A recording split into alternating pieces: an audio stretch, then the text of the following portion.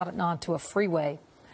But it is extremely dangerous, not only for the passenger inside that car, but for people around this area as well. We saw him going up onto lawns. We're seeing, again, making these really scary moves in traffic, driving on the wrong side of the street often, and just refusing to pull over. And he is continuing now eastbound on Firestone. You see some damage there to the front of the car. That was caused when he crashed through a chain link fence. An indication of the desperation with which he has chosen to conduct himself during this chase. And also an indicator that he's going to do whatever he can to try to get away. He's certainly been doing it so far. He's been driving on the wrong side of the road. We're going to see what he does here to try to get this person to move out of the way, with police in close pursuit. We believe the agency directly behind him is Southgate PD. They're in their city and pretty much staying within a fairly close radius of the city of Southgate. Have you noticed, Mark, how quickly people have been getting out of the way? We've had so many pursuits recently. It seems like people just kind of have a sense for it now. If it's happening near them, they see a car coming up on them. Oh, my gosh, okay. There he's trying to get on the freeway. Making an erratic move there to get onto the freeway. And this is the first time we believe that this individual is getting on the freeway, but seems to be having a tough time doing it. Getting on the road to get on the southbound 710 freeway. Southbound 710 freeway at this time of day. I'm not too familiar with it at this time of day on a weekday, but you can bet, because it's an LA freeway, it's going to have a certain amount of traffic no matter where you are and what direction you're going, and that appears to be the case here. He's weaving in and out. There is some room for him to do so. You see him heading southbound on the 710 freeway now in Southgate. This, to our knowledge, as Michelle reported, is the first time we've seen him get on a freeway. So we don't know whether the CHP will get involved. We are sure they have been alerted already that this pursuit has now entered the freeway. That is their jurisdiction. That is their bailiwick. They know how to deal with things. They know how to close off-ramps and on-ramps in advance of a pursuit to keep traffic to a minimum. They know how to do those kind of round-robin things to stop traffic to the rear of a pursuit to keep people from coming alongside of it. They're going to do whatever they can to keep people away from this guy as he continues to try to evade police. The original want, we do not know, but we know there's appears to be some sort of domestic violence situation involved here because of reports that the driver is hitting his female passenger while he's been driving and evading police. Driving now partly in that emergency lane, and in not too long, we'll have to make a choice whether to continue on the 710 or perhaps get on the 105 freeway as we continue to head south on the 710 freeway out of Southgate. And the first time that this has gotten onto the freeway just now, about a minute ago. We're now into the Linwood area, so we're very close to the 105 freeway. We're not sure exactly how many people are in that car. We do know that there is at least one female passenger. We're not sure if there's anyone in the back seat as well. It's hard to see with those blacked out windows. It's a silver Honda Accord, and it does have some front end damage from an earlier run-in with a chain link fence that the driver just smashed into and continued going while it obscured his vision. Drove about a half a block with that, moving that fence about a half a block, and then went up onto some lawns, and it was pretty crazy. And some very close calls going through stop signs and red lights and close encounters with pedestrians. And now we are on the freeway, which does bring down the danger level a bit, but still very dangerous nonetheless. It's always dangerous, as we have seen so many times, of course, Michelle. It's always dangerous when these pursuits are happening. He is passing, I believe that might be the 91 freeway that he's passing under right now, or the 405. Oh, no, I think it's the 105 freeway he passed under. Anyway, he's now continuing southbound on the 710 through Linwood. Now heading into, he's definitely staying in Los Angeles County. The varying agencies around here, the Sheriff's Department patrols Linwood. If he continues, of course, on the 710 southbound, he's going to pass through Carson and into Long Beach. He'll be in Long Beach all the way till the freeway ends, of course, on that 710. Yeah, we're in Compton now, passing through there, and the traffic, as you see, is getting heavier. He's using the emergency lane to try to get around all that traffic. Yeah, that works for now, but we'll see how that may not work for very long. You never know, there could be a car in the way, but we shall see. Coming up now on the 91 freeway, and we anticipate that this will continue on the 710, just given the fact that I'm not sure, well, actually, if you can get on the 405 or the 91 by staying in the far left of the freeway here, maybe you can. But for now, staying on the 710 southbound now in the Compton area, and the next major freeway will be the 405. Right, and there's a good tight shot of that driver who has a passenger, reportedly female, in the passenger side, of course, and he has been hitting her during this pursuit. Now you saw him making that pretty erratic move to get to the far right, and now he's really accelerating, trying to get past those trucks. You know, this area, too, the 710, heading to the port of Long Beach, you're going to have a lot of truck traffic, a lot of big rigs that are on that freeway. He's getting off now. This is Alondra. This would be, this would take him, it's very close to Compton, very close to Carson, and now he's crossing all those lanes of traffic, trying to dig a left-hand turn there, getting on the freeway again, looks like it, trying to go in the opposite direction, it would appear. We're going to find out where he's heading. We're going to try to find out if this is... Yeah, still on the 710. South. Okay. Still heading southbound. Still heading southbound. So I was going to say, well, maybe he's going to head back to where this all started, but that's not the case. Heading southbound now, still on the 710 freeway. And this has been going on for close to a half an hour now. We're not sure what the initial want was, but we believe it started in the Southgate area, and it continues now on the 710 freeway. So far, they have not had any opportunities for pit maneuvers or spike strips, and perhaps they will soon. Now we're getting off. Where is this? This is Long Beach. He's now entered in the city of Long Beach. He's now heading on to the eastbound 91 freeway. Okay. Which I think at this time of day is going to be pretty packed. I think it's going to be pretty heavy traffic that he is now heading into. Yeah, it looks like it. Look at the road to the right. He's going to be joining those drivers shortly. So he may have put himself into a bit of difficulty here. Of course, you know, a determined driver is going to do what he can. We're going to see what he decides to do. There is an emergency lane. There are other options for him that are not in any way legal, but are physically possible. So he's, you know, those sorts of options are available to somebody in this sort of desperation. We don't know what sparked the desperation. We don't know why this person is running from police. We don't know why police initially came in contact with him. But he is continuing to evade, continuing to take the 91 freeway now eastbound, passing up a lot of traffic. You can see the traffic this time of day. It's rush hour, and the freeways are packed. There aren't too many options for you at this time of day to try to get into an area that is clear of traffic.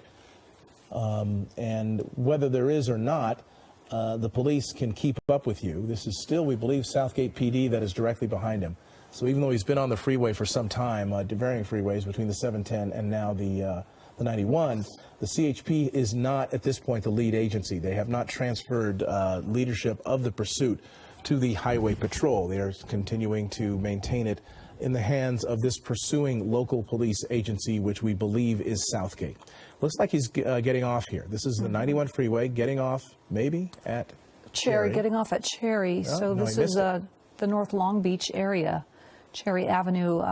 He's not getting off. Okay, He didn't get off. It's one of those off ramps where you can change your mind on, and he elected to do exactly that. Wow, look at this. Okay, back into this emergency lane, and we've seen this before, which is extremely dangerous. And we're getting word now that he is wanted for domestic violence, and the evidence against him is mounting, as we've heard reports that he was actually beating his passenger in the car while this pursuit was underway earlier. I'm not sure if that has continued on, but that was seen earlier by police. And we're not sure how this started, if there was a want out for him and they spotted the car or what.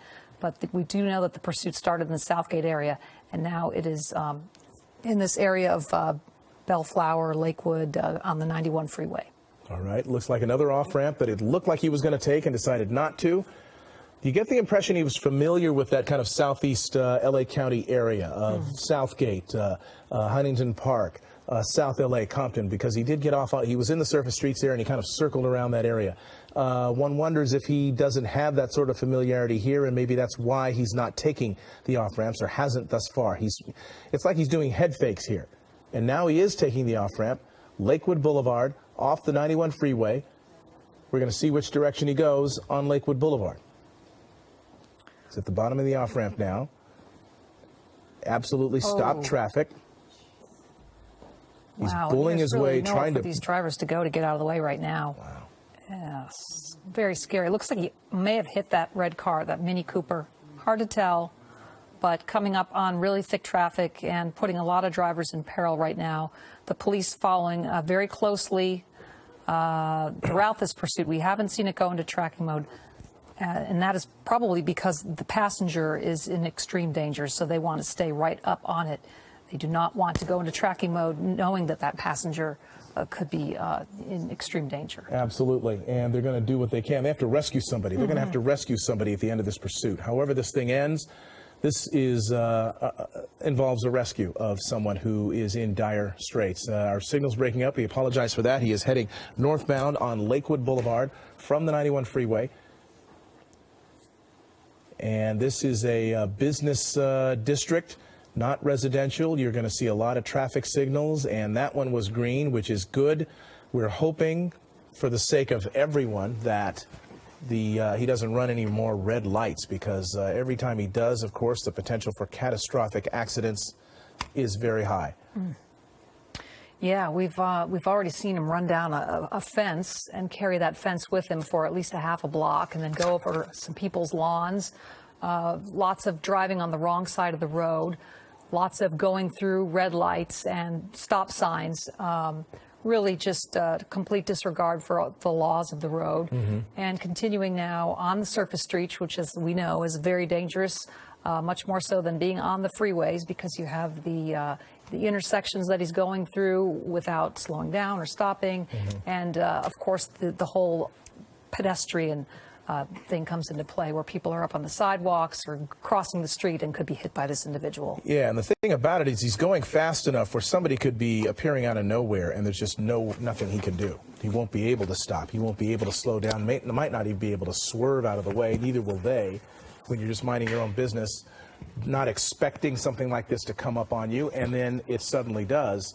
Catastrophe can occur, and we've certainly seen that. We saw one last week where somebody in a minivan was broadsided, or an SUV was broadsided by a pursuit suspect. A woman was ended up being taken to the hospital in that case, and we're hoping that doesn't happen here. This is continuing now on in Lakewood, now going northbound.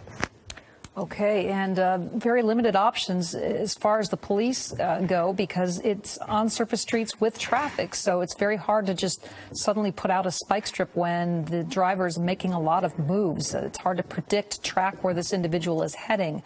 That is key for putting out a spike strip, is the ability to anticipate where this individual is going. But he's been making a lot of turns, and with all the other traffic on the road, it's really hard to bring this to a stop that way. Putting his arm out the window now, gesturing out the window, not sure what that was all about.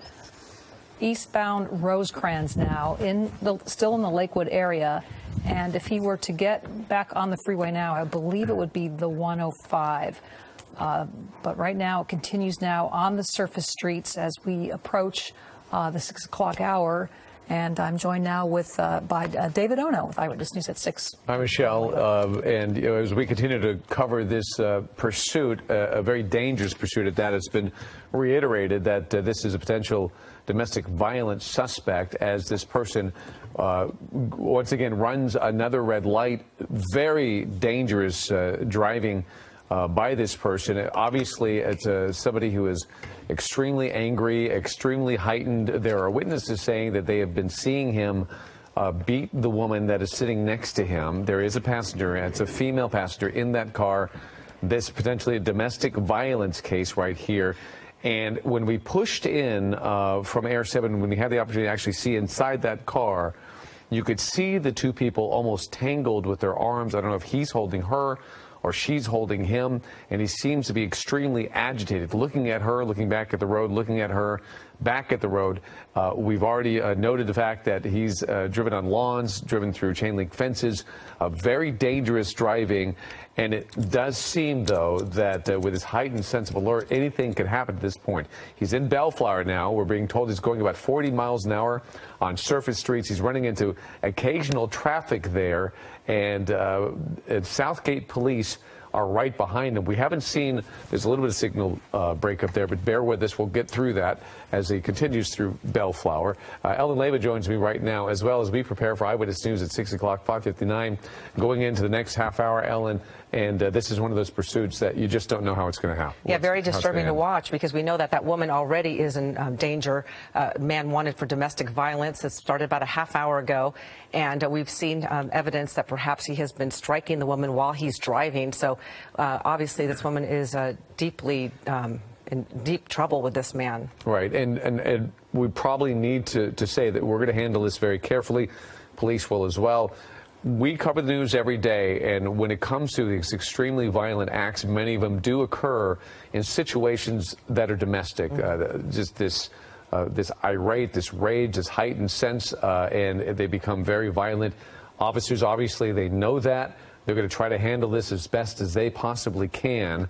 And it would be great if they could somehow bring this to an end. But it is the afternoon. There's a tremendous amount of traffic out there. A pit maneuver, when you're around all that traffic, is out of the question.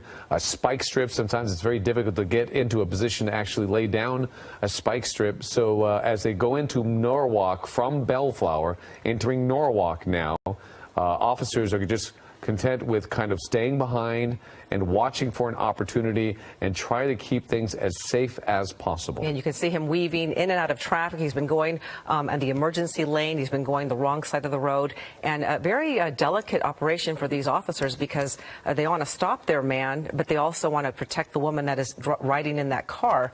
And hopefully, you know, she's wearing a seatbelt. We don't know what the situation is, but they have to be very cautious to protect the woman's life. Right, and as there's been a lot of physical activity inside that car. We don't know if she's being hurt or not. Maybe they're just wrestling over, you know, the car. We just don't know.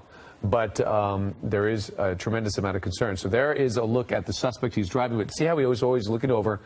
They clearly are talking, maybe yelling, maybe arguing. Constantly moving, moving, looking at her, looking at the road, looking at her, looking at the road. There's his arm waving around, too, as he holds on to the steering wheel.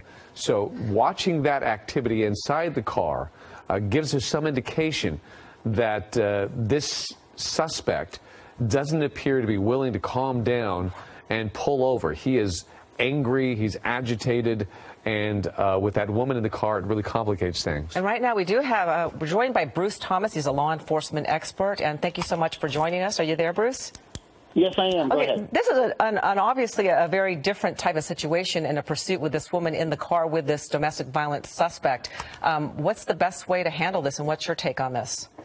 Well, it does present different challenges to law enforcement, because you have a suspect and a victim in the car. So you have to take that into account when the pursuit at the terminus, the end of the pursuit. What they're chasing is a felony domestic violence suspect who's agitated and angry. Right. And so, okay, there he goes. Continue to drive erratically, very fast. Keep in mind, Southgate police are staying nearby. He's northeast on San Antonio, which is there in Norwalk, really accelerating right now. I don't know if there was a light there or a stop sign or what, but he is flying through there. So, and he's in a Honda. It looks like a Honda Accord. You can see her legs too. They're up on the dashboard right now. Oh wow, that is interesting. Yeah. Okay, so yeah, pointing out that maybe she's bracing herself or something. Maybe so. Maybe so. She's bracing herself for potential collision. She might be just scared. Really scared. And Bruce, so this complication, you said there's a suspect and a victim inside the car. How does that change things when this comes to an end? Well, what we're seeing from Air 7 HD is it seems like the female, the victim, as we'll call her, doesn't seem to really be afraid of the suspect to some degree. So there may be a little more to this domestic violence story than what was put out over the radio. As you can see from Air 7 HD, when they zoom in, she seems very complacent, very calm almost. With the problem, David, as you said, at the end of the pursuit is you're going to have to call the suspect out.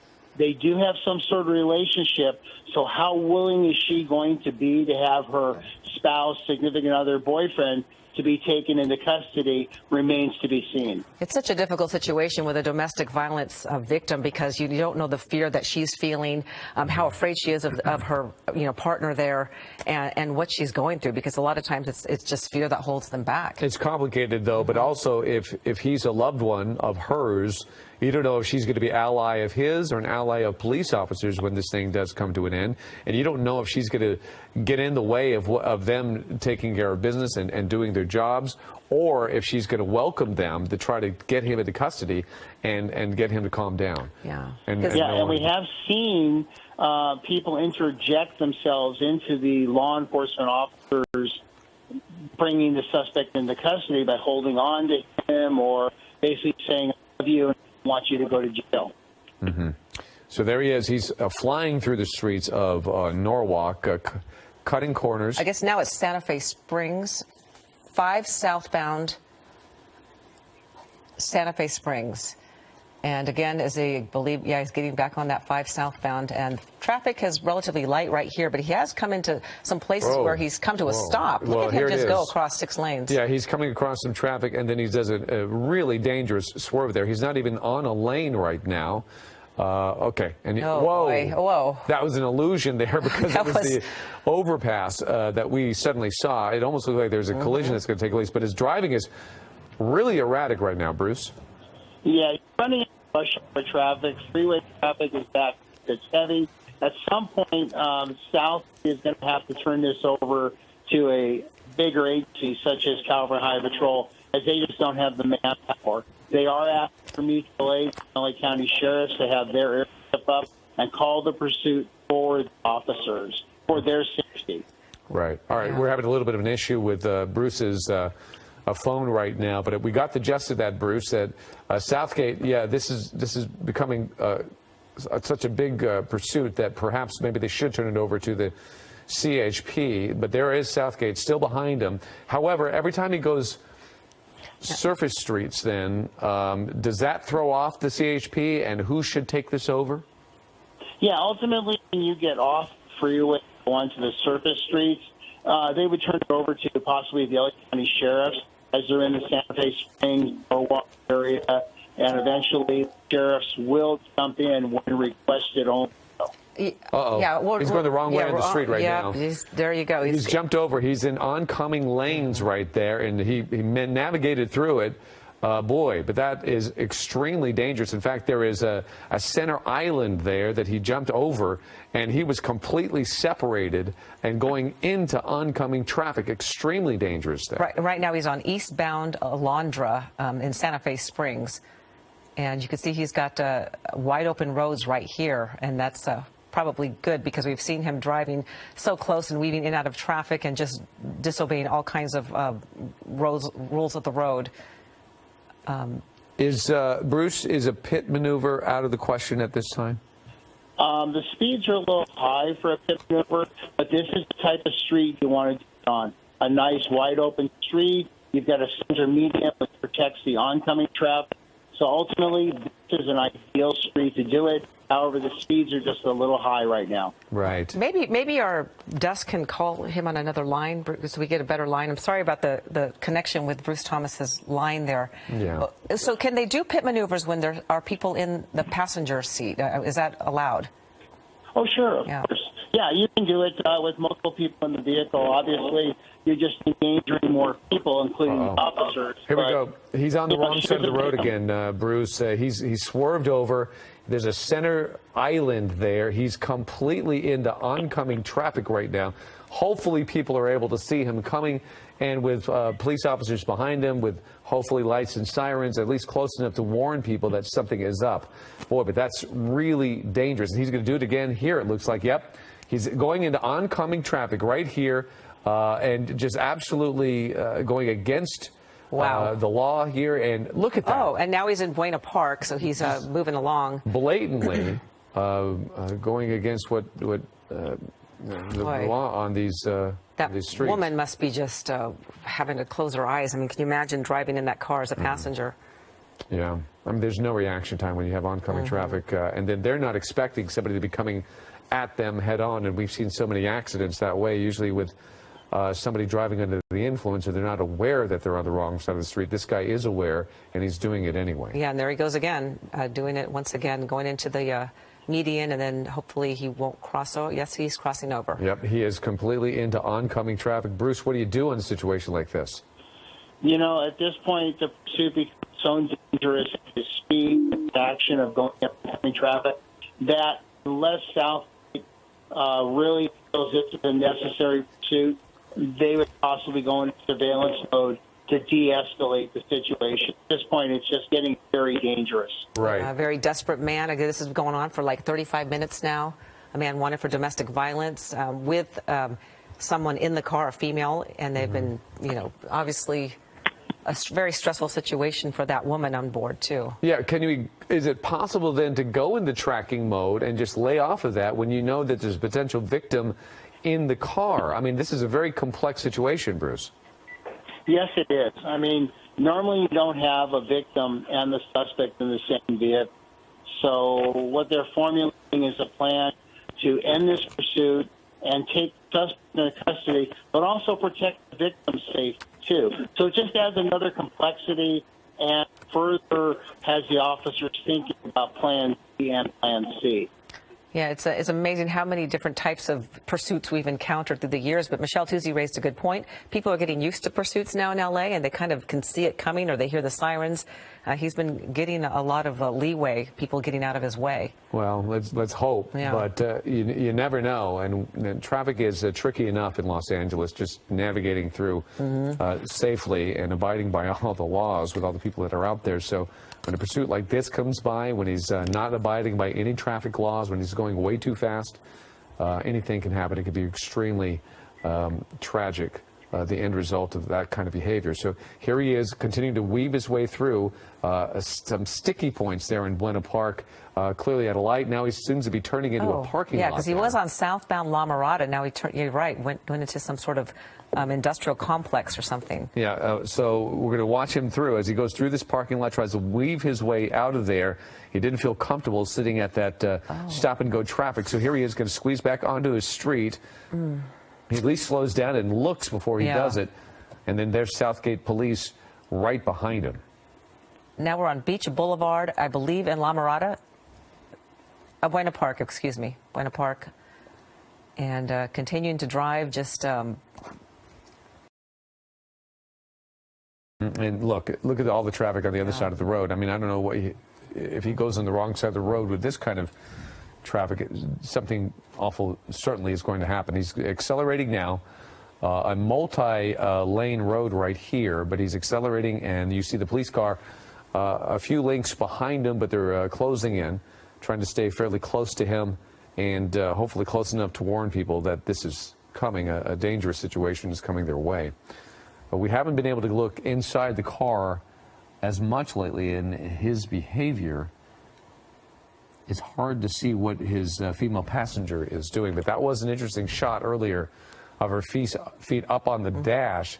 Maybe she's so comfortable that she does that, or maybe she is bracing for, uh-oh, he's on the road. Okay, on the sidewalk, on the sidewalk. grass, really trying to get past this traffic, but wow. Just blatant.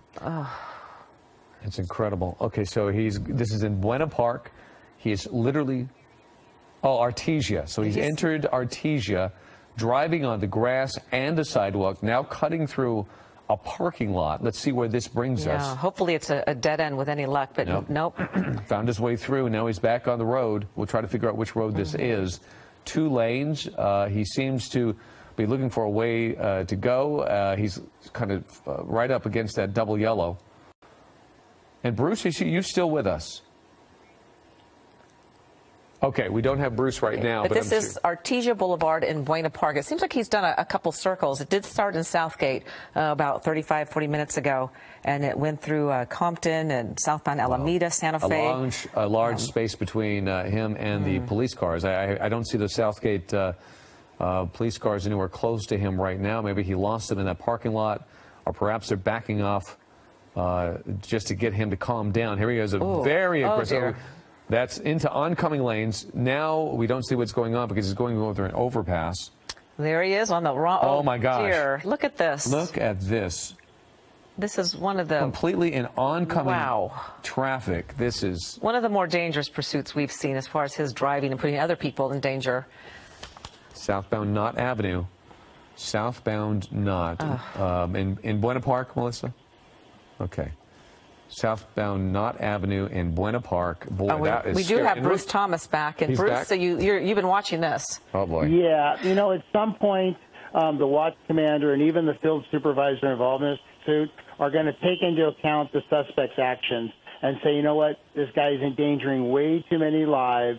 So you know what, let's back off. Let's go into a surveillance mode. The helicopter will track him, and we'll actually take him when he ends and slows down or crashes, unfortunately, and then we'll end this in a safe manner. Oh, gosh. Now you can see that woman's legs in the passenger seat. Looked like she was sort of shaking a bit, but... Yeah, I wonder if you're right, Ellen, if she is just bracing for impact because of his really erratic behavior, extremely dangerous driving. I'm sorry, Melissa's our producer. What did you say, Melissa? Did you give us a locator?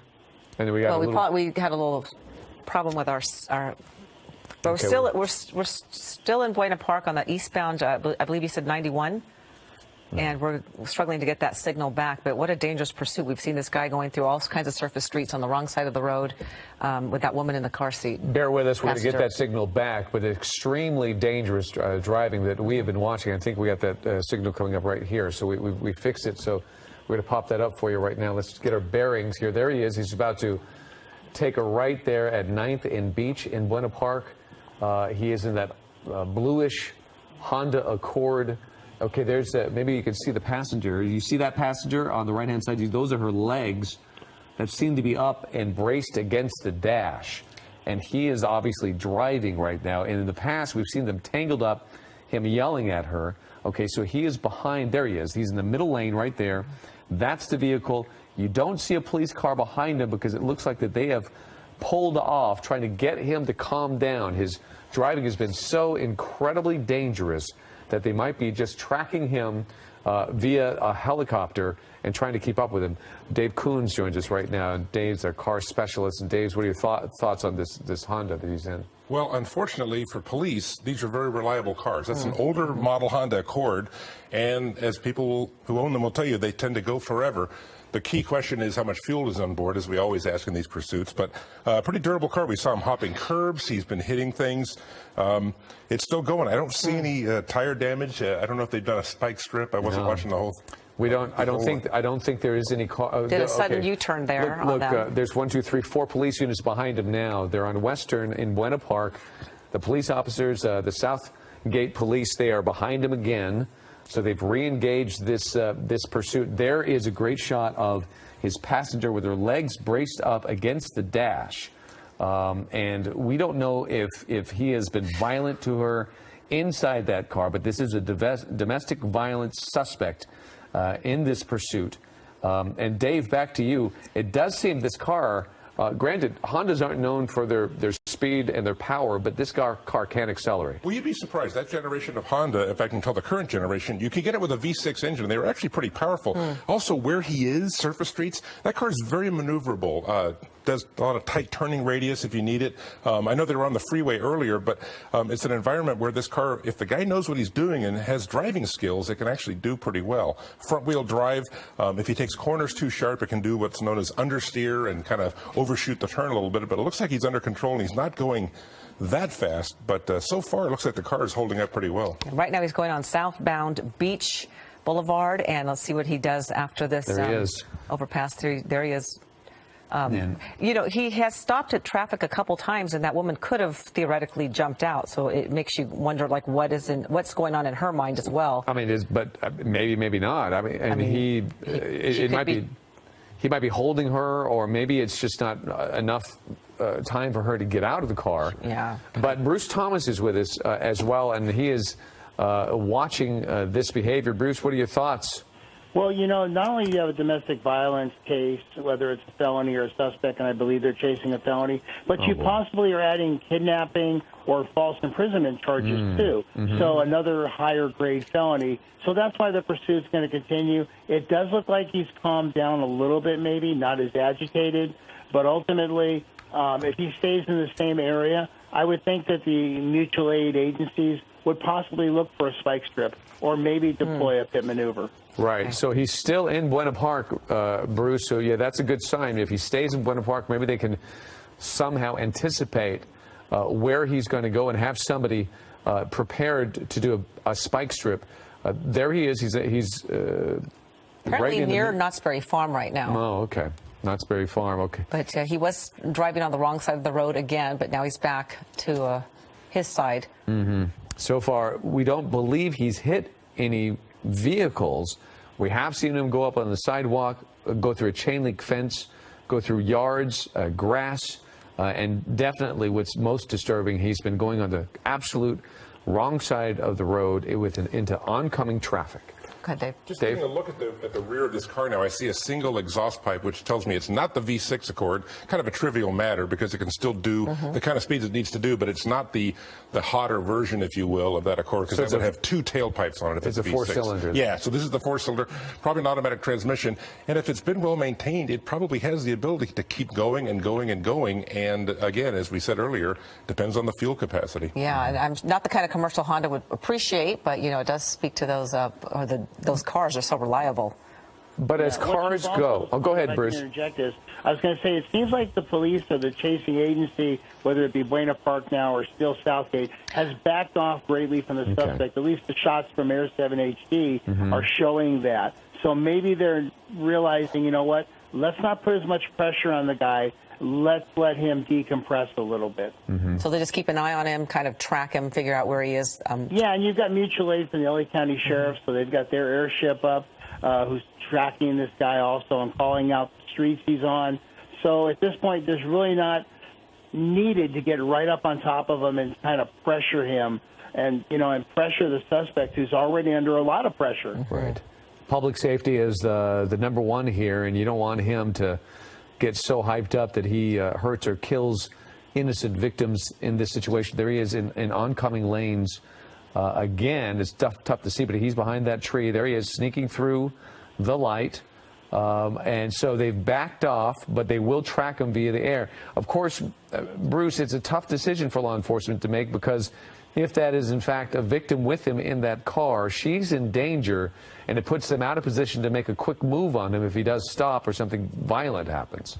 Yes, it does. You're 100% right on that, but as you said earlier, the most important thing in a pursuit is public safety. And even the safety of the suspect is important to law enforcement, because the last thing we want to do is have him crash into innocent people and hurt or kill somebody.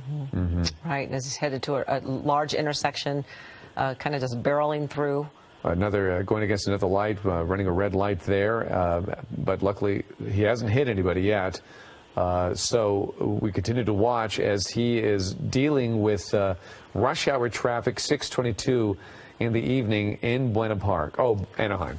I'm correct. So he just entered into Anaheim. Been in about 6 or 7 different jurisdictions there, but now back in Anaheim and driving in the median there, just trying to get past the traffic. And he's done whatever he can. He's gone on the sidewalks. He's gone on the emergency lane.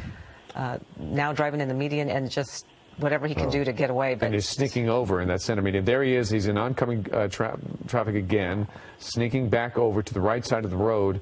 As Dave Coons mentioned, we don't know how much gasoline he has in that car right now. He's really been accelerating, which is going to consume a lot of gas. Well, the other thing he's got to be concerned about, if he's going to make these real wild moves, like, earlier he jumped up on that curb. If he starts hitting curbs with a front-wheel drive car, you have everything kind of buried in the front of the car. So you have the half shaft, you have all these what are called CV joints, and you can really damage the drive system of the car as opposed to a rear-wheel drive car. So that is a concern. If he hits the wrong curb the wrong way, he could instantly be disabled, which would do law enforcement a big favor, of course. Certainly would. Watch closely, though, because he is sneaking over that center divider, that double yellow line, every now and then, coming very close to oncoming traffic. There he is again.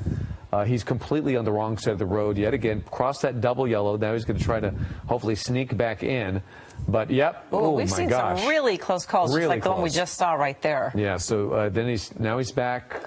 It's tough to see. Yep, he's back over the double yellow, so he's back in the proper lanes. But, boy, that was a close one. And cars, if they're coming at you at a rapid rate of speed, then obviously the reaction time is cut in half and more so. So it's extremely dangerous as we continue to watch him. And now he's in that center. And we haven't received any confirmation that there isn't anybody in the back seat because we can't see with those blacked out windows. But hopefully she's the only passenger. Hopefully, but yeah, that's another good point. Bruce? I was going to say, David, you're dealing with a suspect who is obviously very agitated and very intent on getting away, risking his life, the life of the person in the passenger seat. And we have seen pursuits like this that don't end well. And so the agency is chasing. They're really evaluating this. Yeah, what's concerning if he is wanted for domestic violence, obviously a man who's in distress and not in his right mind, and then this poor woman, I don't know her situation, but you got to feel for her situation and her part in this. Terrible situation all the way around. Bruce, you've handled domestic violence issues in the past when it comes to law enforcement. Whoa, okay. And he took he had to make an aggressive left turn. I don't know if that was planned, but he was trying to avoid a collision, it looked like. But Bruce, you've dealt with domestic violence as a member of law enforcement, and just like in the news business, we see many of them turn into extremely violent situations. Yeah, domestic violence calls are probably the worst calls you can go on because you think you have an ally in the victim, but sometimes when you're dealing with the suspect, the spouse, boyfriend, significant other, and you take that person into custody, the victim all of a sudden becomes agitated and upset because you're possibly taking away their breadwinner, their spouse. And so it just becomes very volatile. Yeah, it certainly does. It's difficult to watch. Go ahead, The Dave. other thing is, this pursuit goes on. One thing that can really be affected on that car, even if the engine holds up, is the brakes. Brakes get overheated very easily, and even police vehicles, those which have very heavy-duty brakes, at the end of a pursuit, you can smell this horrible burning smell, like when you've gone down a really steep hill.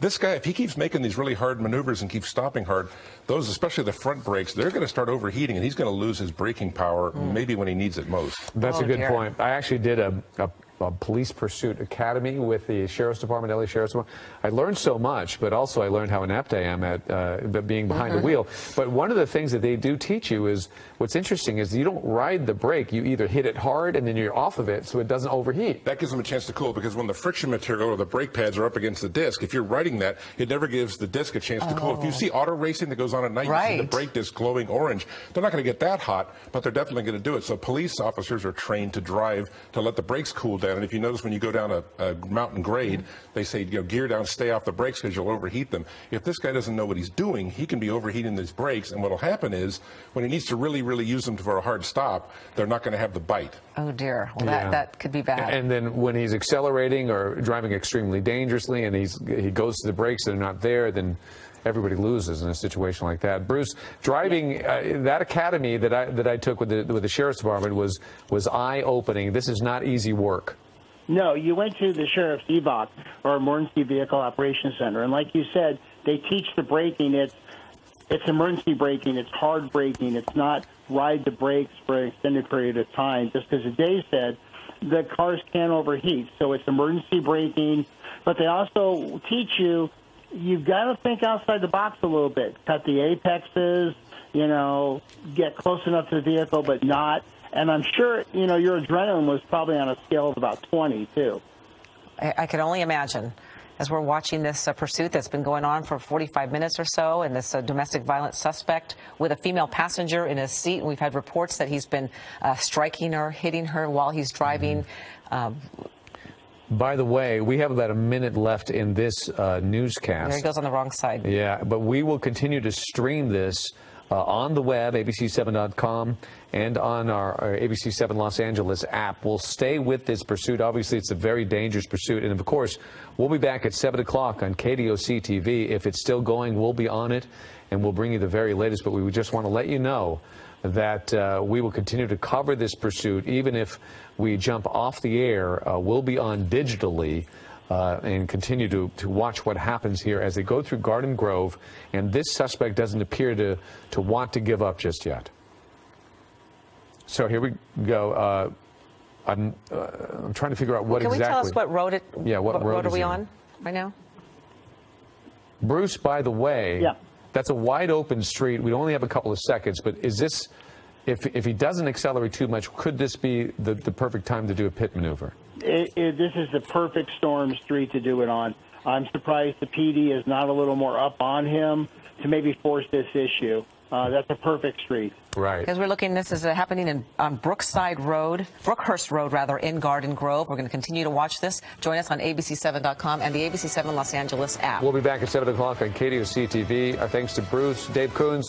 You've been a huge help.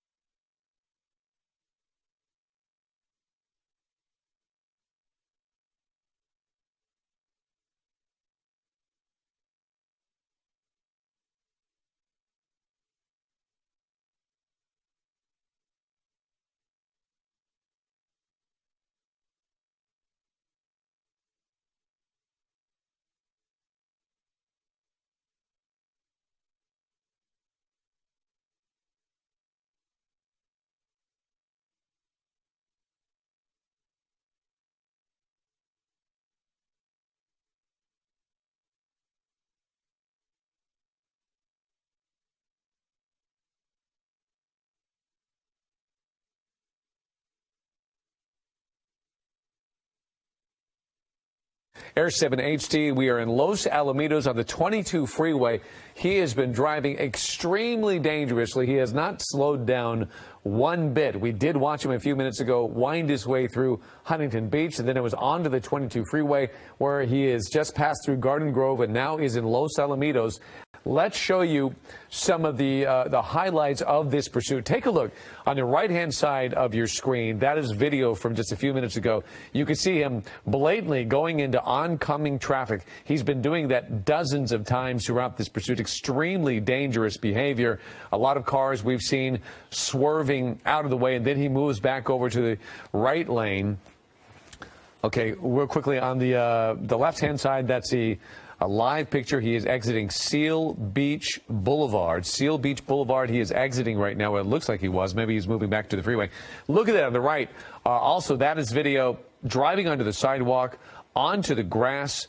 Blatant disregard for pedestrians who might be on that sidewalk or in this community as he drives quite a ways on that and eventually into a parking lot where he wound his way back onto the street. So we've been watching him with that kind of behavior, extremely dangerous behavior. And keep in mind, earlier in this pursuit, he was literally wrestling with his victim who was inside the car. She is in the passenger seat right next to him, watching her as she has her legs up. And then here he is. Look how fast he is moving. He is even swerving. He swerves into oncoming traffic yet again, almost loses the back end of his vehicle, which is a Honda sedan, an Accord, a 4-cylinder is what we believe. It's a front-wheel drive car. And we don't know, obviously, how much gas he has, but it's a vehicle that can go for a very long time. And this pursuit is going into about an hour and a half right now.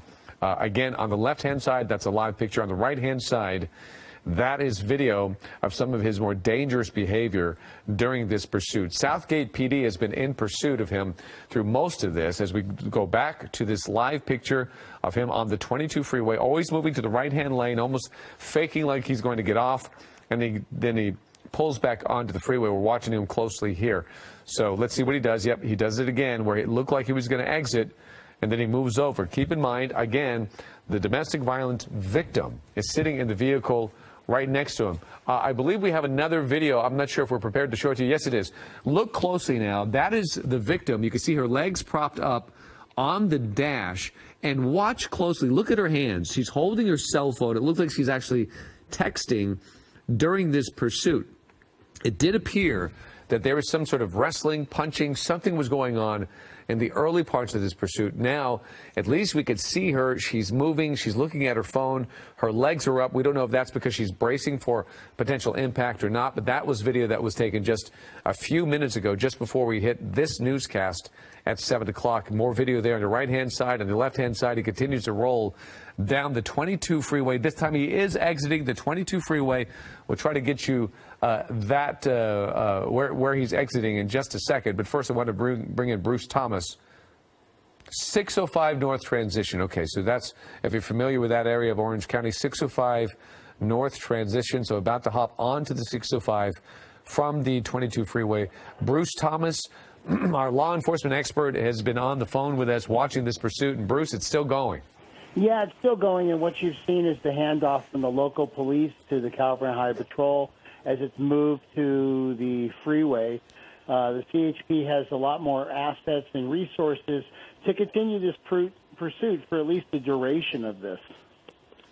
Okay, so you were saying during the 6 o'clock hour that would probably be a good move to get more resources on this pursuit because it is so dangerous. So this longest time we saw Southgate in pursuit throughout many communities, both on and off the freeway, but finally they've relinquished. CHP is now in pursuit. Does that change how this pursuit goes? It does to a degree. The other thing which we haven't talked about was the drain on the local police department's resources. Southgate has a finite number of cars out, and they're outside their area. So obviously that hurts them. But the fact that he's on a freeway now, it's a more controlled environment.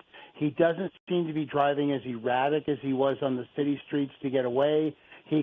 Speeds can be increased or decreased, but the safety of everybody involved is a lot better on the freeway. Right, that's a good point. So the freeway does seem to be wide open right now, so less potential people that he could run into. We understand that he is now getting into Long Beach, so he's on the 605 freeway going north. hitting Long Beach right now. So Long Beach, as CHP is in pursuit. And yes, Bruce, I did notice his behavior was not as erratic. It does seem like he's settling down a bit. Granted, not giving up by any means, still going at a high rate of speed, as you could tell as he flies by these other vehicles. But the good thing is he's on the freeway. He's not in those very tight, confining surface streets right now where some danger could pop out of nowhere. He is on the freeway where people can actually see him, and they could see the police or the CHP vehicles right behind him, sirens and lights on, and that gives people some warning. Yeah, it does. When you went to EVOC, one of the things they talked about is the lights and sirens running code 3 or a pursuit. People don't hear the siren, but they'll see the lights. And on the freeway, it's a very controlled environment, so that does increase the safety of the motorists. So that folks won't be surprised and hopefully get out of the way. He did seem to get very tense earlier when he would find himself into traffic. He got very nervous at lights that were stacked up, feeling the need to get out of there. That's when it gets a little bit tricky. Here on the 605, wide open right now, as he seems to not really know where he's going because, Bruce, he's been through many different communities. And from what I understand, Long Beach, he's leaving Long Beach. He's getting, Lakewood now. He's approaching Lakewood on the 605 northbound. Yeah, it almost appears he's headed back to the Southgate area to some degree. Yeah, perhaps so, which we often see when it comes to these suspects. You know, there's a lot of concern about that victim in his vehicle. So for our new viewers there that are joining us here on KDOC TV at 7 o'clock, we have been watching this since the 5 o'clock hour of Eyewitness News. And in the early parts of this pursuit, it was extremely dangerous. His driving was erratic, but also he was heightened. He was clearly very angry. He was turning and yelling at the woman next to him. And often, some of the reports say that they actually saw him beating her in that seat. Now, we showed you that video. We were concerned about her consciousness. She clearly is conscious. She's got her feet propped up on the dash. She's got her phone in her hand. She looks like she is texting. So she is physically present right now. And there's that video again. So you see her legs are up. But if you notice, if you look closely, you can see her phone sticking out. She's holding it with both her hands, and it appears she's texting. So she at least is conscious and in that car, and they're not wrestling right now. There he is waving. I'm not sure what he's waving at, but we were very concerned about her safety, Bruce. But nevertheless, her mere presence in that car when this thing does come to an end complicates things. Yes, it does. But like you've just said, everything seems to be a little calmer in the vehicle. Maybe she's texting relatives or people to say, look, we want to end this. He wants to give up. He realizes he made a mistake. How do we do this? So hopefully they're in touch with law enforcement and they can put an end to this in a safe manner. I mean, his speeds are, 69, 70 miles an hour. So he's definitely calmed down a lot. Good point. As they enter Cerritos right now, Cerritos off the 605 freeway, that's where they are. The video on your right is just that video. The shot on your left is a live picture from Air 7. And, Bruce, you've seen a lot of these pursuits. Often that might be the evolution of these pursuits. They start extremely angry, then they start to settle down, then they start thinking about negotiating their way out of it and bringing this thing to a peaceful conclusion. Perhaps, if you're a betting man, maybe that's the direction we're headed. Yeah, most of the violence calls, when you go to those or they start off, especially when Southgate rolled to this, there was probably a lot of emotion, a lot of anxiety by the suspect. She's trying to maybe calm him down. They get in the car. He's still agitated. He may be hitting her in the car like we saw. And at this point now he realizes, okay, I've calmed down. I am going to go to jail. Let's negotiate this. But the biggest issue is going to be at the end of the pursuit, how much she is not going to get involved in them taking him into custody. Right. We had been talking about that during the 6 o'clock hour. That's a very complex part of being a law enforcement officer, wondering in these domestic violence situations, the victim obviously needs their help, but sometimes things turn quickly when you start taking her loved one into custody and they suddenly turn on you. And that potentially could happen here. Yeah, David, as you know, this could be the breadwinner. And now he's not going to be the breadwinner right now. And so maybe there's kids involved. So it becomes a very complex issue. Right. Okay, so I understand that they're going about 70 miles an hour. They're in Norwalk right now on the 605 freeway in Norwalk as this pursuit continues to roll down. But luckily, we haven't seen a really dangerous maneuver in a few minutes now. And earlier, we have to tell you, it looked extremely bleak as he continued to insist on driving on the wrong side of the road with oncoming traffic, fly through red lights, and by fly through them, it was awfully close in a couple of situations. One, he almost lost his back end. He was moving so quickly and changing lanes so quickly. A lot of people have swerved out of the way. He did hit a fence. He dragged that fence. A bike rider had to jump out of the way from getting hit. But from what we understand, we at least have not seen him hit any vehicles that he's come very close to. At least we haven't seen that yet. So as he stays on this freeway, he seems to be moving his way over to the right-hand side, and CHP is right on him. It's a waiting game for them, isn't it, Bruce? Yeah, at this point, CHP is just going to, they're just going to follow. They're going to stay in the code-free pursuit mode because you do have a felony suspect. But it's just kind of wait and see. As they get through different areas of the CHP, they'll hand it off to the next station, so to speak, and they're just going to follow at this point. All right, we are talking to Bruce Thomas on the phone, our law enforcement expert, as we continue to watch this domestic violence suspect in pursuit. He just transitioned to the 105 freeway. Stay with us. We're going to stay on top of this. We'll be right back.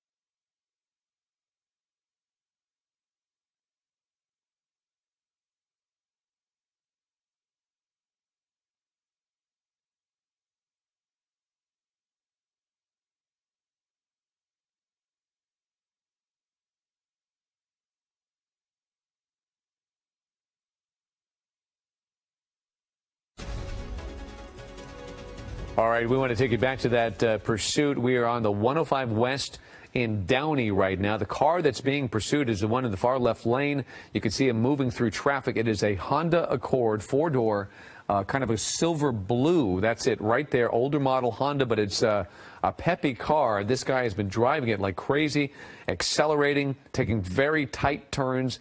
From Dave Coons, he tells us that it is an older model with a four-cylinder, but don't let that fool you. It's a very good car and has a durability, and it can go for a very long time. And we have been watching this pursuit for getting close to 2 hours now. Again, on the 105 freeway, westbound, going through Downey. Inside that vehicle, not only the suspect, who is a domestic violence, a felony suspect, but also his victim, a woman who's sitting in the passenger seat right next to him, and the CHP is right behind. Most of this pursuit, during most of it, was Southgate, so they followed him from freeway to community in different communities, but the CHP took it over, and now they're staying close behind him, watching his movement. In the meantime, Bruce Thomas joins us right now, our law enforcement expert, to help me analyze what's going on. Bruce, they're content in just letting this guy go? Run the helicopter. You cannot outrun the radio. So at this point, we're going to stay behind him. We're going to follow him. At some point, hopefully the suspect gets tired of this game, pulls over, and gives up. I mean, he's ultimately going to go to jail, and in his mind, hopefully he can rationalize that. And there's a really good chance that they already know who this guy is. It's not like he's going to be able to avoid them. Even if, let's say, he got away today, they're going to still get him. Yeah, I mean, they've run the license plate. They've got information, what they call 1028, 1029 on the vehicle, which is the registered owner, the vehicle, wants, warrants. They know who this guy is. He's not going anywhere. If he gets away tonight, you know what? They'll get him tomorrow at that point. The other thing, too, is the officers are now in a much calmer mode because CHP practices the freeway pursuits. So their stress level's down also. They're just kind of sitting back, following them. Right, and then the freeway, as you can see, it's pretty wide open, which is fantastic and also very rare, but he is just kind of going on down the freeway. He's so far not endangering anybody at this point. He is going relatively fast, but not horribly, and he's not making erratic movement going from lane to lane and trying to do a quick lane change or get off. So that's all good because, as we pointed out at 6 o'clock, public safety is of the utmost concern, and keeping this guy from hurting himself or anybody else is the ultimate for law enforcement. Yeah, that's a big part of this whole thing. The last thing an officer wants to do is hurt somebody as an innocent third party. And in this case, he's on the freeway. He's not really endangering anybody, so CHP is going to sit back and just follow him. Okay, so we are in Paramount right now. Paramount, most of this has been going on in Orange County, but he headed north. Now he's on the 105 westbound right now in Paramount. And we don't know if he knows where he's going because he's been going all over the place. But luckily, he's staying off the surface streets, at least as of now. And often, when we see somebody on the freeway, at least it puts them in a position where they're not making so many erratic turns and maneuvers to where maybe they can start thinking and even talking to somebody about getting out of this situation. Right, David, as you talked about and we saw in the earlier news broadcast, his driving was so dangerous and so erratic on the wrong side of the road at high rates of speed, sudden lane changes. On the freeway, you don't have that, so that makes the de-escalation factor of this pursuit greatly enhanced. Okay, so now we are running into traffic, and you're starting to see a little bit of nervousness inside of this driver and his behavior. So he maneuvered all the way to the right-hand side. He is driving on the shoulder of the road. This is, again, the 105 westbound. I believe he's still in Linwood, but I'll get you an update on that in just a second. CHP right behind him there as he tries to find his way through traffic. And we've noticed his behavior before when it comes to traffic. He seems to get very nervous about that, especially when he's sitting at a red light. He doesn't seem to have the patience to sit there. He's trying to always squeeze his way through instead of waiting for the traffic to go through. Quite often, Bruce, this is an interesting point. Will law enforcement try to make a move at a red light? Ideally, that is a great place to do it. You have to have the number of vehicles there. You have to be able to box them in. And then you become an officer safety issue, crossfires, that kind of thing. So ideally, it's a good location to do it. But ultimately, that would be done with a Bearcat or an armored vehicle to block him in. Okay. So it's a tricky situation, one of many that law enforcement has to deal with. When you deal with situations where you're around a lot of other people, a lot of civilians, especially at dead stop traffic where they can't go anywhere either, and they can't get out of harm's way if the violence breaks out. We had a pursuit a couple weeks ago where they had to rescue the people in the vehicles that were trapped. And so that becomes another major factor, another concern for the officers. Okay, you see the driver's erratic behavior. His window, he rolled the window down. He was waving out and yelling something out of his window. We don't know at whom. We don't know if it's people around him. Perhaps that's a helicopter. Maybe it's just at our helicopter. We don't know. But that's some of the erratic behavior that we have seen in him. He was highly irate earlier, where he was yelling at the woman who was sitting next to him. You haven't been able to see her in this pursuit because of the angle that we've been dealing with. But she is there. And at least they're not grappling like they were earlier, which was really scary. And we didn't know if she was truly in danger or not. So what we understand now, Long Beach Boulevard, he's just exited Long Beach Boulevard. If you're familiar with this area, just off the 105 westbound. So let's see what happens here. This is when it can get tricky, when he's hitting surface streets. And he takes this exit, and he's immediately upon some traffic. Let's see what he does. Yep, he tries to squeeze his way through, Bruce, so he still gets very nervous here. Yeah, and what you're seeing, David, is Highway Patrol has been in contact with LA County Sheriff's Century Station in this area to let them know, hey, the pursuit's coming your way. And obviously what the sheriffs will do are kind of flood that area with units and monitor it from afar, so when this pursuit does end or he does foot bail, they're in the area to pursue him. Okay, excuse my ignorance, but who is that behind him right now? Was that a sheriff's? Is that sheriff's behind him now, or is that still CHP? It looked like CHP is right behind him again. Looks like they just transitioned. In that area, CHP patrols the unincorporated county areas. Okay, so he's going to pull into a parking lot here. Brace yourself. There is a pedestrian there on the sidewalk, probably has no idea what's going on here. Now he's noticing police cars. He's going to wind his way through this parking lot. He's done that a number of times during this pursuit. Okay, he's on Imperial Highway. I'm sorry, again, this Linwood, Michelle. Michelle's my producer in the booth. Yeah, he's in the Linwood northbound area, the unincorporated Firestone area. Okay. Okay, so if anybody's aware of that, you know, we see it often, the Firestone Mall. So the Firestone area is where he is. He's in Linwood, northbound. Did you say Long Beach, Michelle? Long Beach Boulevard in Linwood. Long Beach Boulevard and in... he's close to Southgate, too, where this whole thing started, so he might be working his way back home. Yeah, so that might be, and we see it almost like clockwork when it comes to these pursuits.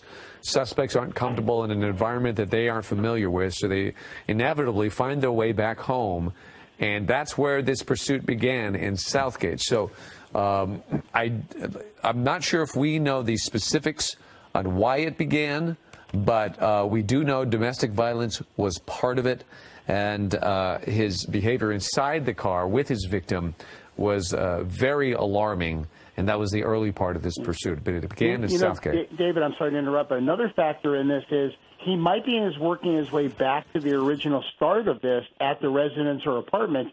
Southgate PD could be waiting for him there, and he's negotiated that. Oh, okay. So maybe there's a purpose besides the fact that he's just trying to get back into familiar territory. But this is what they often do, is negotiate where he's going to give up, and perhaps quite often they want to do it in front of their family. Yeah, because they know that nothing is going to happen to them. And obviously the police don't want to use force, deadly force. Maybe they'll have to use less lethal, pepper balls, things like that, to take him into custody. But ultimately, he's making a statement to his family, and obviously the police will honor that request to some degree. Right. And then also keep in mind, there is a woman sitting next to him. Perhaps her family is there as well, or they're all connected. We don't know, but maybe there's support for her as well, and he might be doing her a favor as well. We don't know. This is all speculation. We hope it goes down safely and calmly, and violence does not break out. But I have to tell you, they have to be prepared for anything, especially in the early parts of this pursuit. It seems so dangerous that it is almost remarkable that nothing bad has happened. Again, we're going to show you some of the highlights from earlier, and that is him on the right-hand side. That's video that was taken, and that shows you his behavior going into oncoming lanes. He even has an island between him, so he can't even jump over on the right side of the road if he wanted to. But lots of that, lots of oncoming traffic. He never hit anybody, but it was extremely scary when he kept on doing that, and he kept doing it at a high rate of speed. Again, we're going to continue to watch. There he is on the sidewalk, on the grass, and he did that a number of times, as well as when he hit a fence, and he dragged that fence, a good portion of it, from an athletic field, dragged that several feet. So that's the behavior that we're talking about, where he was driving erratically, he was doing things in the car, seemed to be hitting the woman sitting next to him, and that was extremely stressful for everybody to watch. Okay. Florence area, Long Beach Boulevard. So that's the latest. He's in the Florence area right now. Continue to watch him as he flies through these, and as you'll notice the lane he's in oncoming traffic again, but at least he's going a little bit slower than when we saw him earlier. I imagine CHP is still right behind him, so hopefully people will see that and know that something is coming their way. So winding his way down Long Beach Boulevard in the Florence area. Let's watch and continue to see what he's going to do. Yeah, he's not driving as dangerously as he was before. Yes, he's in oncoming traffic, but his speeds seem to be very much slower. Okay, he just crossed Broadway there, Bruce. So on Long Beach Boulevard still, just crossing Broadway in the Florence area. So if you're familiar with that's where he is. And yeah, David, if he makes a right turn and starts going east, I would say he's going back to Southgate. Okay. So we'll continue to watch and see what he does here. But you're right, his driving is so much slower.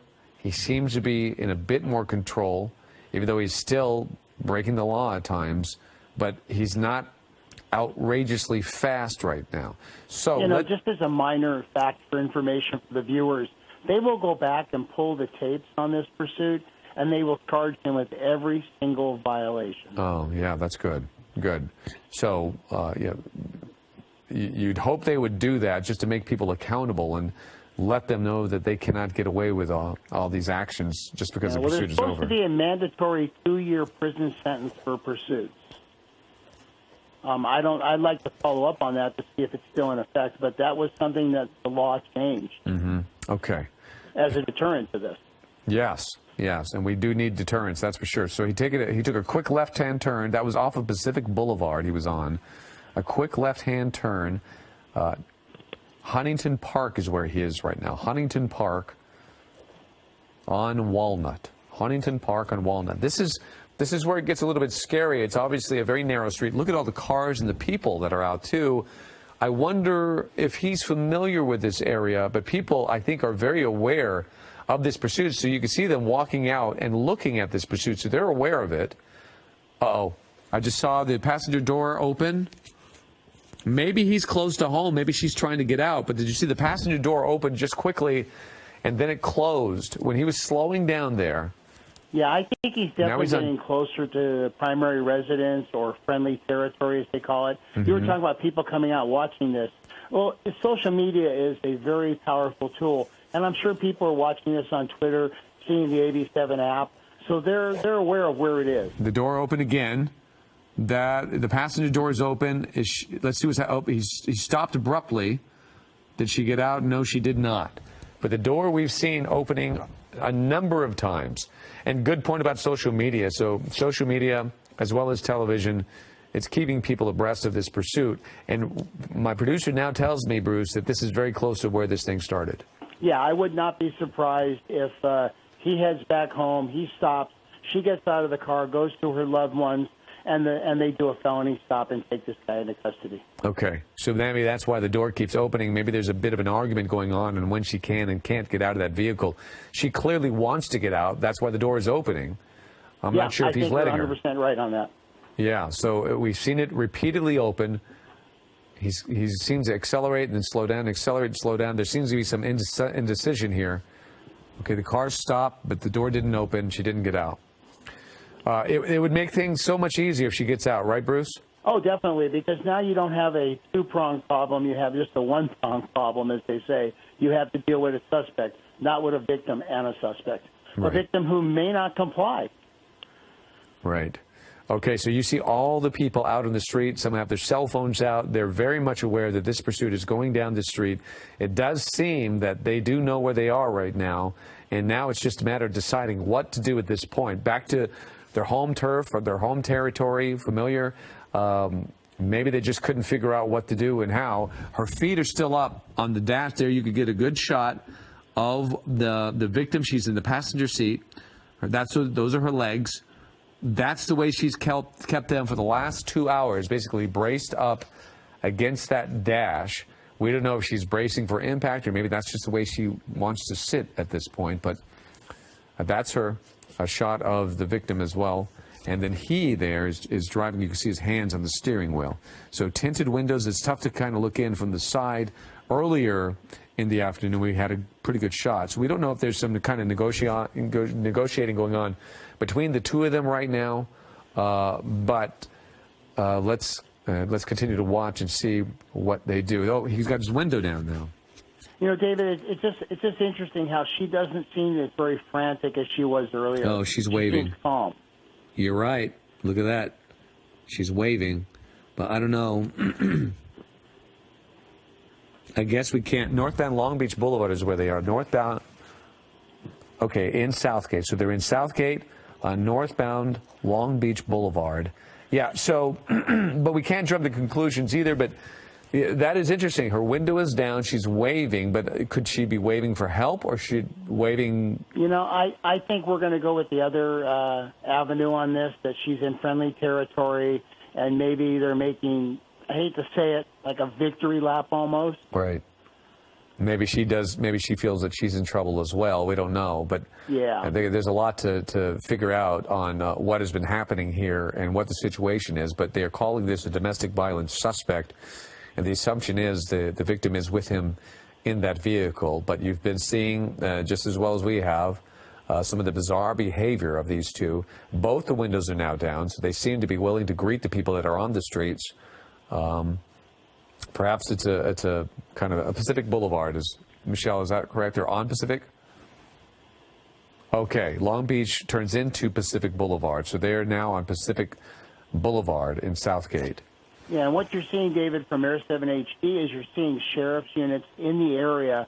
So they're blocking intersections. They're trying to control this guy to see exactly where he is going to go. Let's say hypothetically, there's a negotiation going on right now, and they're hoping this guy pulls into some place that he's familiar with and eventually gives up. Do they try? Are they fighting?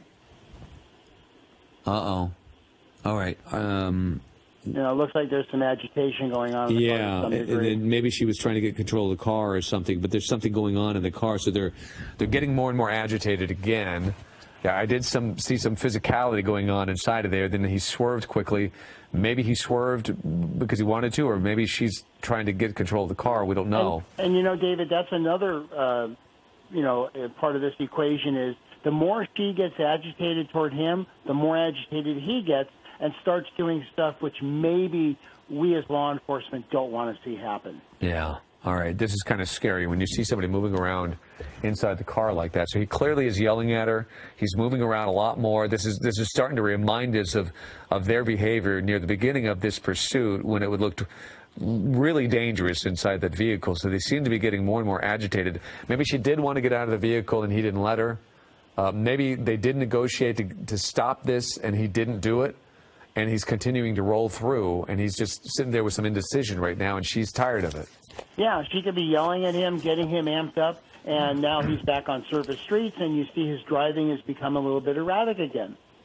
Okay, so they're in Huntington Park, from what we understand.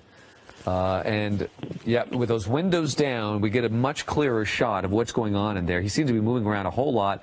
He's moving stuff. He's doing a lot of that, grabbing something from down below and throwing it into the back seat. He's constantly turning to her and talking to her or yelling at her, and that's exactly what he was doing earlier on. Now he's rolled the window up, so we can't see him as well. Yeah, and that presents another issue for law enforcement with tinted windows. They don't have the visual to look in the vehicle on a safety aspect of this. All they can see is through the front window, and on a felony stop, you're not facing the vehicle. You're controlling it from behind. Mm-hmm. Right. So just one more of the many obstacles that law enforcement has been dealing with and is going to have to deal with when it comes to this situation. So they have, they've gone beyond Southgate. They're in Huntington Park right now, moving into Vernon. So maybe he decided not to give up. Maybe he's decided to let this go a little bit longer while he thinks this through, although there's really not much to think about, but maybe in his standpoint, he thinks there is. Yeah, he's going to jail ultimately. The only thing, the question is now is he going to go jail at 8 o'clock or is he going to go jail at 9? Right. And a lot of concern then also about his state of mind when this thing comes to an end. We don't know if he's armed or not. We personally don't know his background, but law enforcement may have a good idea of who this person is. Right, Bruce? Yeah, they do. They've worked him up. They've run him to see how much information as they can get. And if she's been in contact with law enforcement, those are questions they're asking.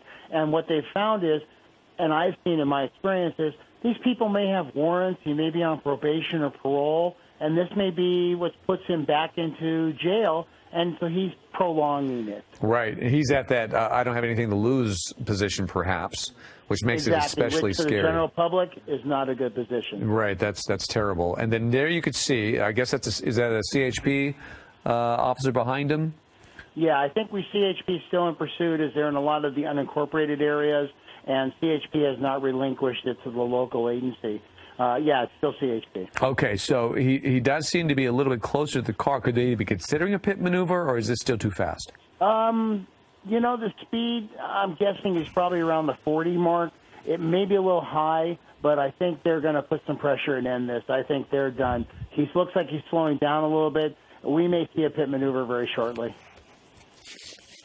Okay, he's on northbound Santa Fe right now. It's a little bit more of a narrow street, but as you'll notice, it doesn't seem to have as much traffic. That's a good sign, but he is moving.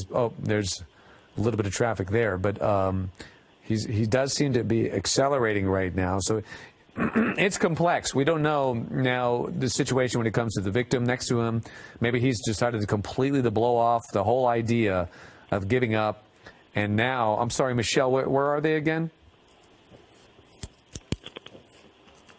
Moving into the city of Los Angeles. It looks like he was considering a pit maneuver there. Yeah, he was getting close enough to do it, and now you see an SUV coming in, which has the special bumpers to do a pit. So I think very shortly we're going to see it. However, the speeds are increasing. That does present a problem. Right. And then this guy probably knows what they're trying to do, so he's going to keep his speeds up. Unfortunately, most bad guys do know police procedures to some degree, so he may just prolonging this. But this is an ideal street to do it. It's nice and wide. However, there are some oncoming traffic, and that does present a safety issue. Right, but it's a dangerous maneuver, but we've seen it work before. And when it comes to getting this over with or letting it go on and potentially harm innocent people, oh, here we go. He's moving in just a little bit there, and he backs off. So, again, they are on northbound Santa Fe. They've entered Los Angeles right now. Does that change any aspects? It only just because of the traffic, but you are in an industrial area, so as we get closer to the evening, the area is kind of quiet. But I can guarantee you the CHP has been given permission by their watch commander to deploy the pit maneuver when they see applicable. Okay, so they crossed Olympic from Santa Fe. They left turn on Olympic. What is this here? We're trying to figure out what's up. All right, he's getting on the freeway. It almost looked like he was going to do it there, Bruce, but I guess he decided not to. Yeah, only because the oncoming cars there and spin this guy out. Right there would be a perfect place to do it. Right, okay. 10 East is from what we understand. Yeah, I think we're going to, I thought we were going to see it right there. Boy, that's scary business. Yeah, and the other thing, too, is you're on a freeway on-ramp, so it's elevated. Right. So if you were, this car potentially could crash through the barrier and fall to the ground, and, now you've got a bigger mess. Right, and that might be why they decided not to do it. But, boy, you know that they were thinking about it. So let's watch what he does. The officer was definitely going to do it, and I really thought he was going to pull the trigger on that. Right. So as he gets further and away from home, does this thing get more dangerous? Well, now we've seen him try to go home, but he's changed his mind, so he really has the mindset of getting away now. I don't know where he's going. It looks like he's still northbound in the city of L.A. Now you're going to have LAPD also involved as the sheriffs have dropped off. So, yeah, this does get a little more complex. Okay. East L.A. overchange is where he is right now. Let's figure out. He just split over there to the right. CHP moving in again. But there are other folks on the road. He's heading into East Los Angeles right now. Yeah, and you're not going to see a pit maneuver on the freeway unless they can control traffic. Yeah. So far, from what we understand, we haven't seen any spike strips either. So 5 South is where he's going right now, Bruce. In East Los Angeles, he's heading to the 5 South. Yeah, because of all the traffic on the freeway, you're not going to see spike strips or the pit maneuver. But CHP is going to get behind him and let him know, hey, we're here. We're not going anywhere. So why don't you just pull over and give up? Right. Okay. So there's traffic ahead is what we're hearing. So he's going to start running into traffic. That's when he seems to get a little bit nervous. On the 5 freeway south right now. He's East L.A. is where he is. 5 freeway south. Look for some traffic, and we'll watch his behavior. I think is his window down again. His window is down again, so you can see the driver. You can't see the passenger who is next to him, but you can at least see the driver. The sun is starting to set, so visibility might be a little bit more tricky as well. I guess that changed things for law enforcement, doesn't it, Bruce? Yeah, as you get into nightfall, field of vision becomes diminished, so that's when you have the spotlights, the night sun from the helicopter, which is still following this. Those are tools that the officers will have to employ. All right, there's a really tricky maneuver there. He's trying to weave his way through big 18-wheelers as well as other traffic. A big lane change there, and then multiple lane change there. He seems to think he can avoid or get rid of the CHP, but it's doubtful. So there he is on the far right-hand side. He seems to be exiting the freeway, and we'll give us 2 seconds here, and we'll tell you exactly where they are. But just exited the freeway, back onto surface streets into oncoming lanes. He just misses the car right there that took a right-hand turn. eastbound on Olympic. Eastbound on Olympic. He's accelerated to a high degree here, so the danger has increased quite a bit, Bruce. Yeah, he's back on surface streets. He's back on the wrong side of the road. He's driving erratically and increasing speed. It's getting dangerous again, and I wouldn't be surprised if CHP at this point may back off into a tracking mode. But it's the watch commander's call, and if I was the watch commander, you do want to take this guy into custody, but public safety outweighs everything. Right. You don't want innocent people to get hurt in this situation, and then you gotta wonder that the woman sitting next to him, when she kept opening that door when he was going a lot slower, if she's regretting not jumping out of the car at that point, because now it seems like she's stuck and there's nothing that she can do at this point. Yeah, and like Dave Koontz was saying earlier, you've got a Honda Accord, very, very maneuverable vehicle, as we saw on the freeway, and how he weaves in and out of traffic. And the police cruisers are a lot heavier and a lot bigger vehicles and may not have that turning radius or that mobility, so that's another issue. All right, so the CHP moving. Oh, no, is that Sheriff? Is Sheriff's on him now? Or is that still CHP? CHP, yeah. Okay, sorry. They may try to pit him right now. Yeah, they moved way in on him, and then he backed up, but they got right up parallel to his bumper, and then suddenly they pulled off. So they almost got there. They made an aggressive move, and it looked like it was going to happen. Probably speed was again a concern. And there you saw a car going through the intersection, and then he just blatantly kept going. So the other thing that CHP may be doing is trying to get up there to have a good visual inside that vehicle to see what the female victim's doing. Her feet are on the dash. She seems very nonchalant about this. Okay. All right. Yep. That's what we've been seeing for a long, long time. So let's see here. He seems to be up. He is driving more dangerously, weaving in and out of oncoming traffic, flying through traffic lights against the red light. That's okay. Michelle, remind me. He's on East Olympic in East Los Angeles. So he's north of the Southgate area. Okay, approaching Atlantic. At this point, CHP is going to stay in pursuit of him. Yeah. So he's approaching Atlantic Boulevard on East Olympic in East L.A. Again, a Honda Accord. Dave Koontz warned us that this vehicle could go for quite some time, although he has been really accelerating. We've been watching this pursuit for more than 2 hours now. And fuel may come to be an ally, or lack of it may come to be an ally eventually in this pursuit. We hope that he didn't have a full tank of gas. And just recently, we've seen a number of pursuits suddenly come to an end because they did run out of gas. So it does happen. Here we go. Let's see if he does this pit maneuver. Oh, and he's swerving into oncoming traffic, oncoming lanes. He saw it coming, dangerously moves into oncoming lanes. He gets away from it. But the CHP officer remains very close to his bumper. He's moving in again. Let's see if he does it. No, and he swerves into oncoming traffic again. And the CHP officer pulls back. But he got very, very close on that last one. But he seems to be really moving now at a very high rate of speed with other traffic in the area. So, Bruce, this guy, he knows what they're trying to do, and he's going to do everything in his power to not let them.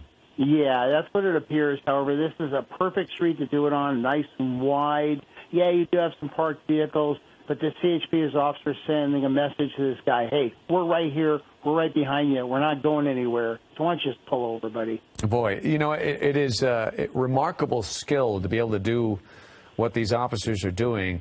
How do you practice a pit maneuver? I mean, do you actually do it in real life, and you pit cars? Yeah, you actually do. You know, when you went through the EVOC course, the sheriffs, we don't have the bumper CHP has, but they actually practice it on other patrol cars. And the idea is to get to the right rear quarter or left rear quarter of the vehicle, impact it right by the tire, spin it out of control, so you have to give the vehicle gas to spin it, and then hit the brake so that you're not entangled with the vehicle. But it is a hard maneuver to do because it's counterintuitive to crash into a car. Yeah, it is kind of even maddening to watch. It's so stressful to watch. But I guess you have to do it enough to where you feel confident. You have to have some confidence to pull it off. Yeah, you do, and they practice it. Just as in briefings, we talk about pursuit terminuses. So you have a pursuit, it's ended. How do we do it by the numbers? Or if you're in a pursuit, you practice pursuit. One of the things I used to do with my trainees was say, hey, we're in pursuit. I want you to call a pursuit, a mock pursuit. He Take touched a deep him. breath, decompress, give out the things that the watch commander needs.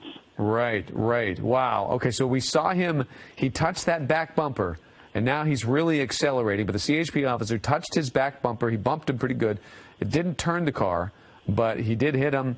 Clearly, yeah, it's putting some pressure on the suspect. Hopefully, it'll get him eventually to want to get out of this and give up.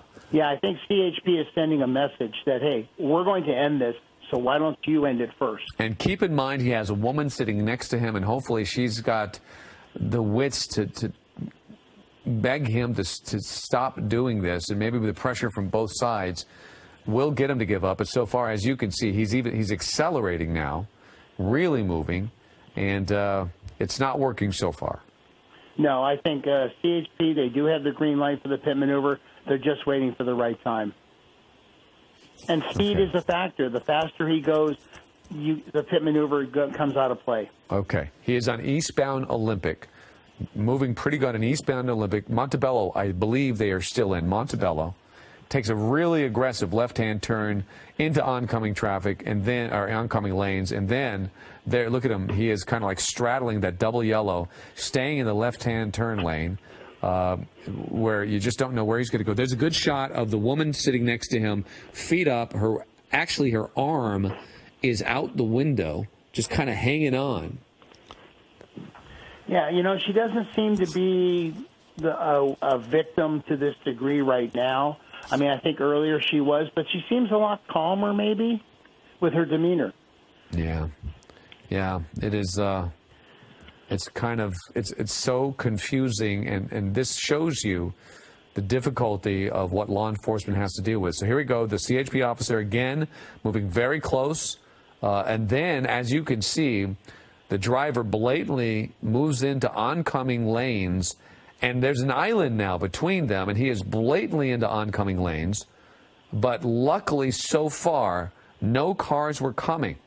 And there's a car sitting out in the middle of the intersection. Perhaps that person saw what was happening and just stopped. But, boy, that's where it gets really, really stressful.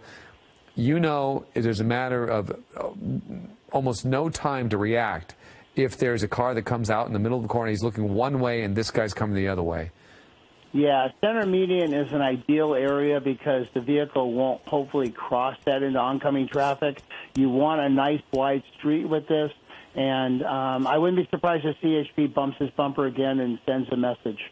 Yeah, I mean, all of us, I think, are all rooting for the CHP to try to get this thing over with, I mean, safely, but it's so maddening to see this person on the street right now putting so many lives in danger. So he is on westbound Beverly Boulevard now, Beverly Boulevard in Montebello.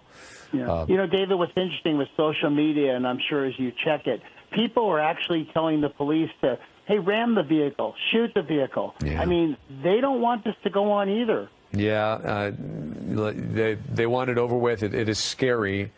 And so many different things go through your mind of what could possibly happen at the end of this pursuit. So there he is. He's squeezing through on the right-hand lane, cars stacked up at that intersection. He finds an open lane. He squeezes his way through and flies through the intersection. CHP right behind him right now, but he is refusing to stop. Yeah, you know, David, also, just to interject, police departments have what they call policies and procedures, chase and pursuit procedures. Suspects don't. Yeah, that's a good way to put it. So there are no rules. Yeah, and also civil liability. Who are they going to go back and look to sue if something were to happen? They're going to the police department, not the suspect. Absolutely. Yeah, yeah, that's a good point. So that's when pursuit management comes into play, where the watch commander is asking for certain things: speed, conditions, traffic, nature of the crime, description of vehicle, direction of travel. All those things play into it. Nature of the crime is an important one in this one because this guy is a domestic violence suspect, and the victim may be sitting right next to him. That's her arm, and those are her legs that you see there. We still don't fully know the story between these two. We're calling her a victim, But you're right, she may not be a victim, but it is a domestic violence suspect. They're going to pursue it as that, and therefore they have to have her well-being very much in their minds as they pursue this guy.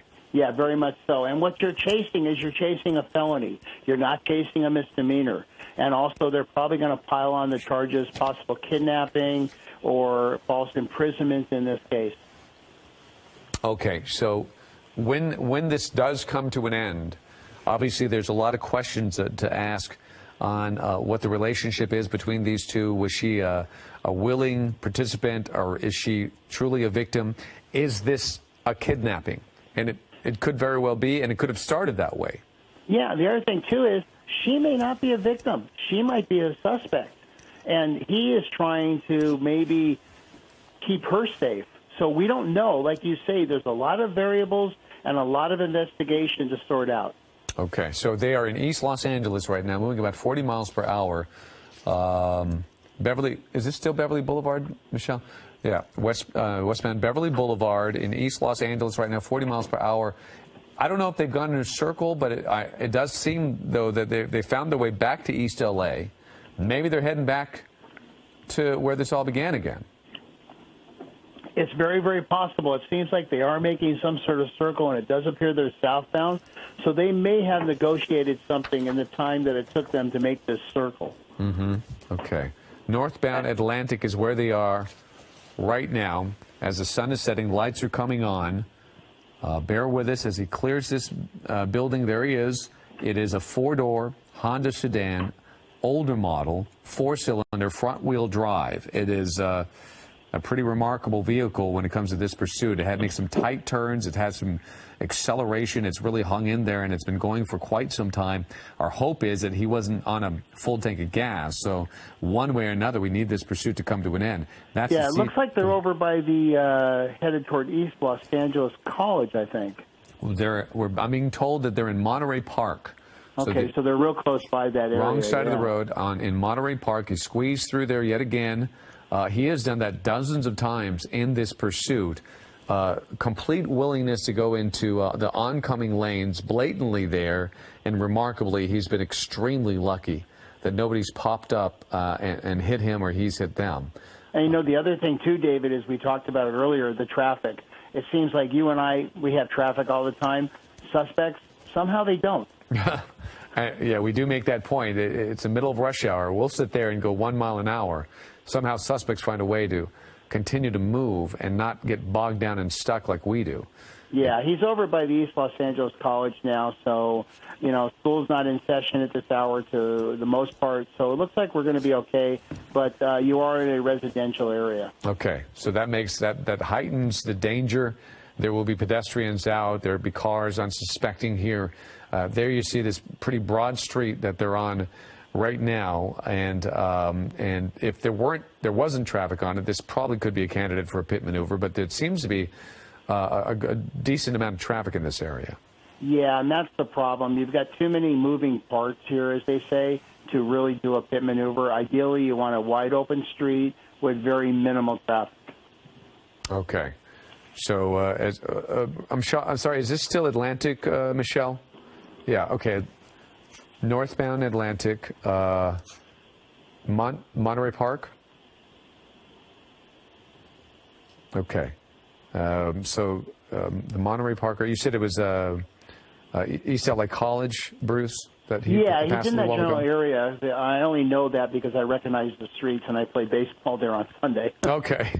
Yeah, so, yeah, your connection to the community. So there he is, another example of him just kind of blatantly going into oncoming lanes. He just seems to hover quite often right in that middle left-hand turn lane, straddling the double yellow, so you don't really know where he's going to go, and he's more than willing to go into the oncoming lanes, especially when he was trying to get away, when the traffic was stacking up, and also when they were trying to pull a put maneuver on him.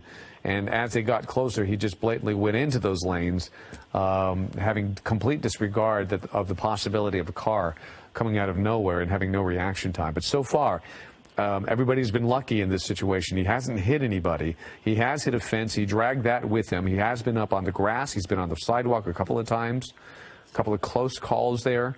But so far, it doesn't appear that he's hit anybody outside of perhaps this passenger who's sitting right next to him. And let's see, you can still see her legs up there, Bruce.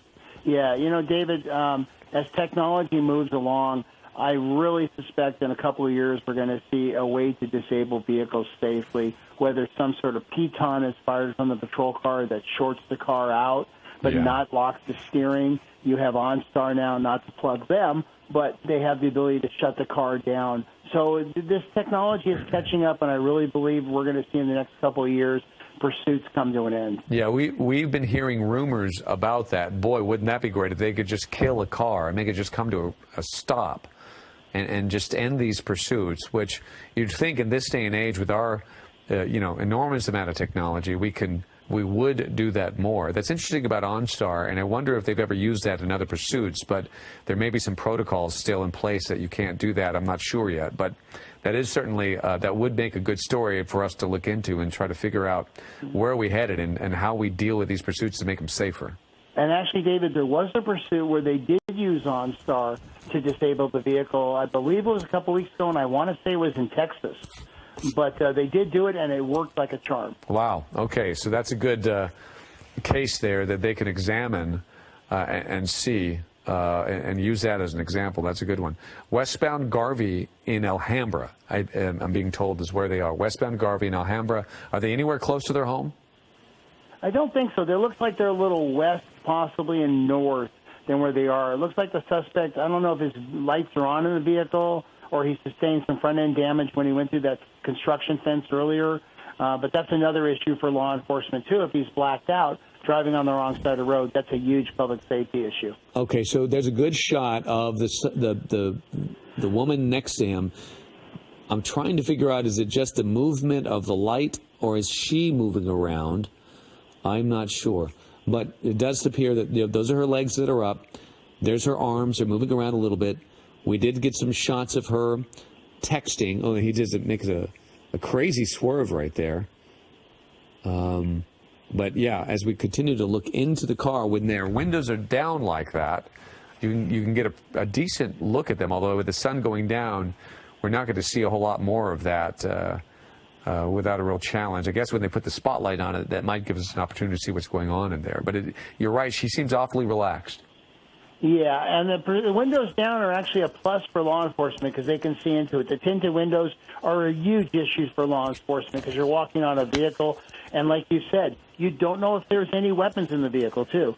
Right, and with a character that is capable of this kind of violence, then you have to, you got to play this expecting the worst. So there he is. He's on the wrong side of the road again. He's crossed over to the double yellow. And he's moving back right now, so he just keeps doing that, back and forth, back and forth. His speed isn't real high right now, so it looks like he might be trying to make a move. And this is another good street to do this. It's wide open. It's no pedestrians. It seems like get up on them and hit them, and let's just end this. Okay, that is the 710 freeway they just went under. So under the 710 freeway, in Monterey Park, I think they're still on Ramona Road. Yeah. Okay, so... And there he is continuing to do that same behavior, kind of staying right up against that double yellow in the middle of the road with, a complete willingness to go into oncoming traffic and oncoming lanes just like that. He just seems to straddle that thing, thinking that he can somehow evade the officers that are behind him, even though he's been doing this for the better part of 2 hours, and he's made no leeway. Yeah, and actually, just interesting, he just passed Sheriff's headquarters. The old sheriff's headquarters on Ramona. Okay, and then, so speaking of sheriffs, the CHP remains on this, correct? Correct. They're the primary agency on this. They are in communication via radio and mutual aid requests with the sheriffs as they come into the East LA area, just as they were with LAPD when they were headed toward downtown. And sheriffs are monitoring, and if they're asked to get involved, they will. Okay, so East LA right now. He's winding through. I'm getting some instructions from my producer. So, Michelle, just tell me when you need that. And, okay, the 10 freeway right now. We're on the 10 freeway eastbound.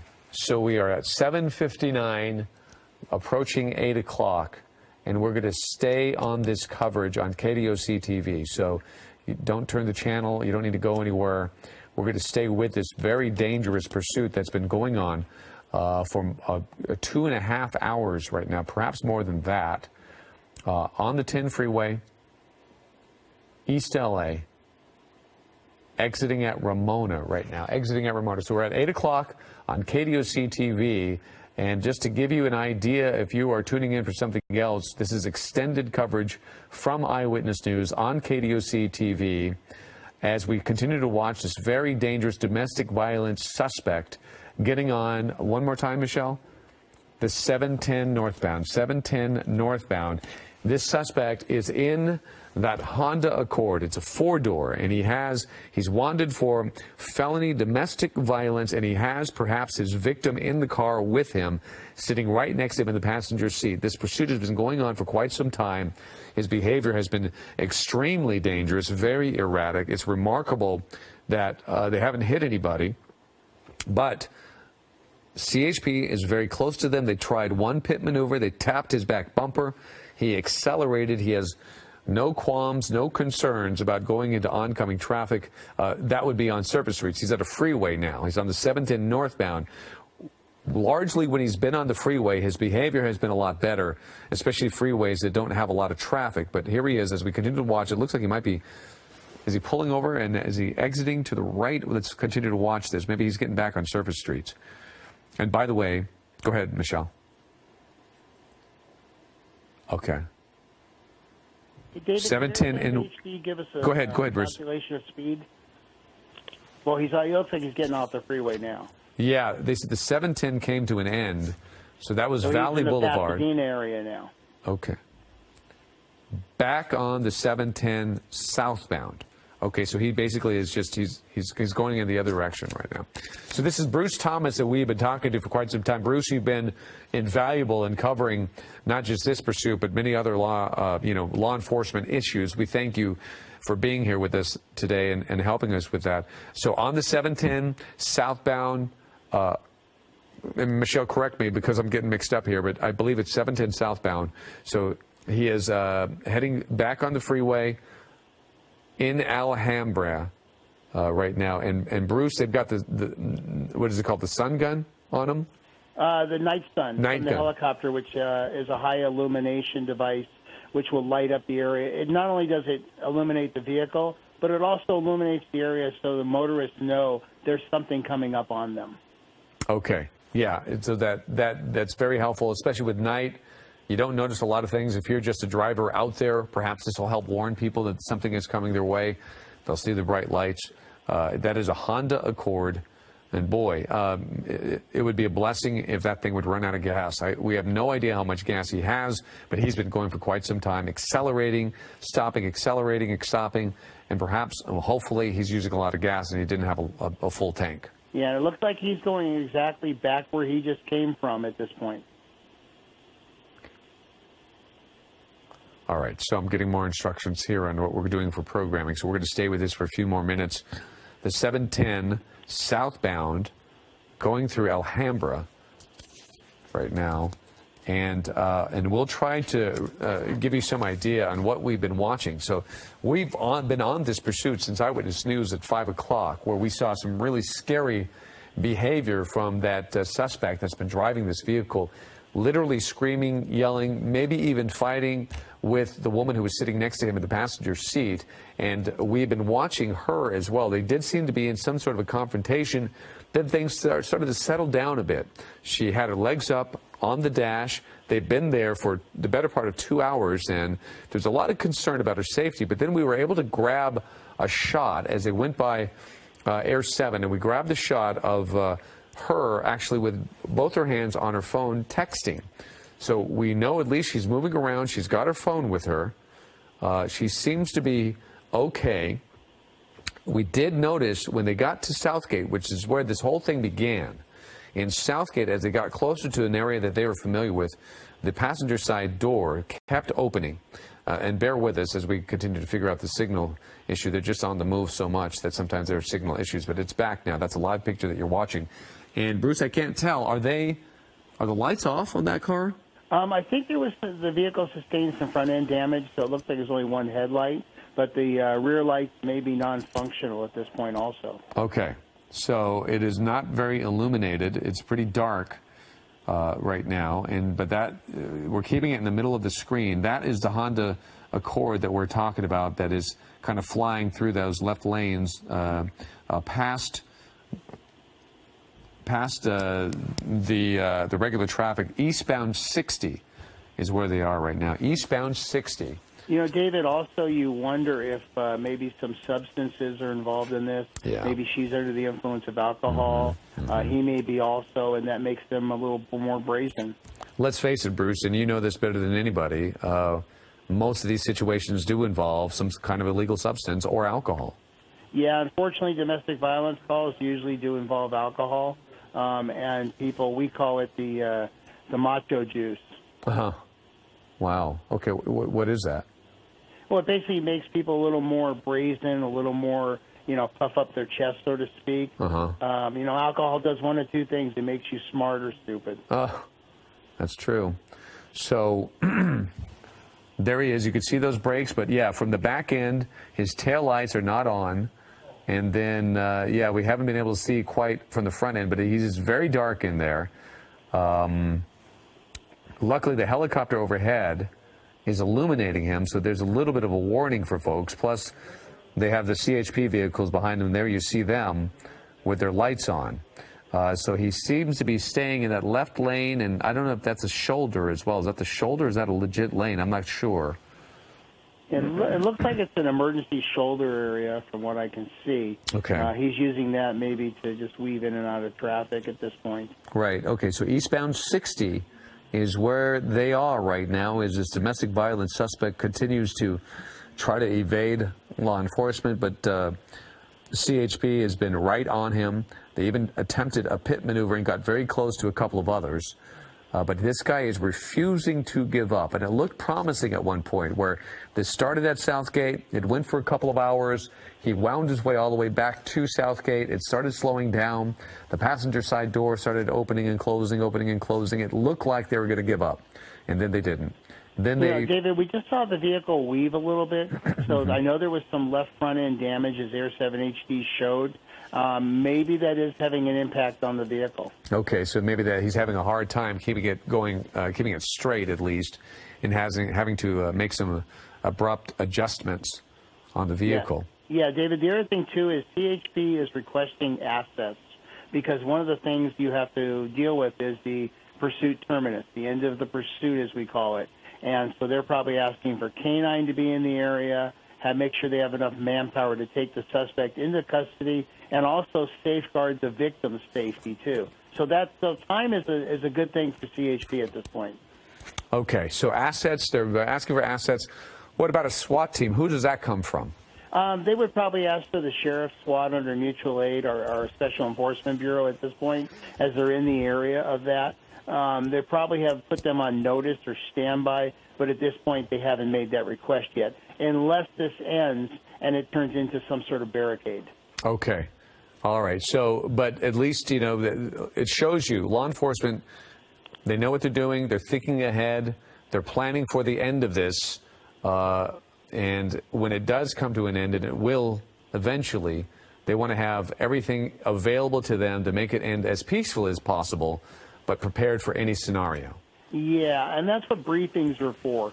You talk to your troops, your men and women, and you say, okay, let me throw a scenario out. What would you do? You kind of round table it. And at the end of every incident like that, they do what's called a hot wash or a tactical debriefing. What did we have done better? What did we do right? What did we do wrong? Okay. So what I understand, they're at 90 miles per hour. They're really moving right now. Here's what we're going to do. We're gonna jump off of the air on KDOC TV in a matter of a few seconds. We're gonna move over to ABC7 Digital. So if you watch us on abc7.com or ABC7LA on our app, we're going to bring this pursuit over to them. And of course, we'll be back with everything that happened in this pursuit and hopefully some answers to some questions on Eyewitness News at 11 o'clock tonight. We're going to keep you posted, though, throughout the night. And yes, he does seem to have some maneuvering issues there. Bruce Thomas has been helping us out. Bruce, thank you so much. If you stay with us, that's great. If not, I really appreciate your help. We're going to jump off on KDOC TV. Thank you for joining us. Pop over to abc7.com.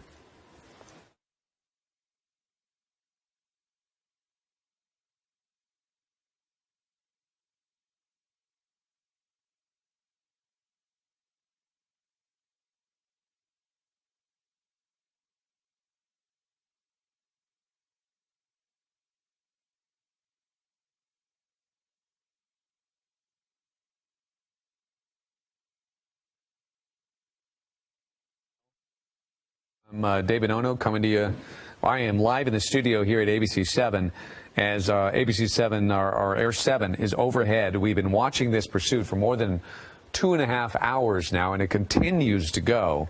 And a very dangerous pursuit at that.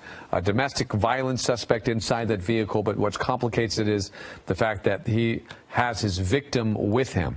Early on in this pursuit, a lot of fighting and a lot of arguing, a lot of concern about her well-being inside that vehicle, but it also creates a lot of complication on how law enforcement has to deal with this high-speed pursuit.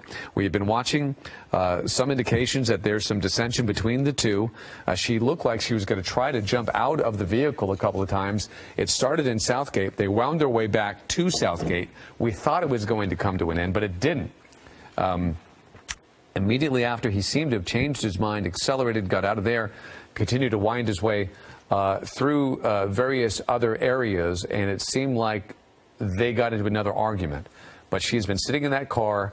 Her feet are up against the dash. They've been there for quite some time. We did see a shot of her texting on her cell phone. So we know that she's largely okay. We don't know if she wants to be there or not. Bear with me for 1 second. We're going to do an anchor change. I'm standing with Eyewitness News anchor Mark Brown, so we're going to do a little shift. My voice is almost gone. Mark, welcome. And Bruce, by the way, is still on the air with us. Excellent. All right, David, thank you. Great work here. Everybody's got this throat problem this week, so it's going to be tough for us to deal with this thing. These Hondas have tremendous mileage ability, so thank you for your reporting on this and keeping us up to date throughout this pursuit. Bruce, are you there with us? Yes, I am, Mark. All right, glad to have you with us as well as we watch this thing continue to wind its way now on the freeway. It's been on surface streets at various times. Now it's on the freeway as well. Eastbound on the 60 freeway at a very high rate of speed, as you can see. When a pursuit lasts this long, Bruce, when you start getting into what is now the third hour, how do officers stay on point? How do they stay tuned into this and not allow their minds to drift? There's a lot of concentration that's involved here, isn't there? Yes, there is. And the nice thing about this is in a pursuit, you have multi-vehicles. The lead vehicle is not calling the pursuit. They're just visually following. The person calling the pursuit is possibly the second or third vehicle, and in this case, the helicopter may be calling the pursuit. So basically, I hate to say it, but it's almost like a leisurely drive. They're just focusing on the actions of the vehicle and not worrying about speed, traffic conditions, direction of travel, all those stressful informational points that the watch commander wants. And also, they're changing out. So you're not going to see the same CHP vehicle in pursuit for probably more than 30 minutes. Okay. Something that obviously puts law enforcement at the advantage over the pursuit suspect, that they have many more vehicles, they've got radios, they've got overhead air support and all of that stuff, plus the training that's involved in dealing with these things, which puts them head and shoulders above the suspect in terms of the ability to deal with what's happening.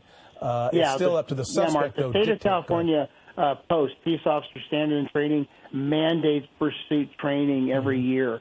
So the officers go through refresher training at EVOC, such as David went through, but also there are exams, quizzes, videos, and roundtable discussions on this to certify them as patrol pursuit trained. Right. And is that a fairly new phenomenon, or has that been around for a while? No, it's been around for a while as far as the Peace Officer Standard and Training protocols.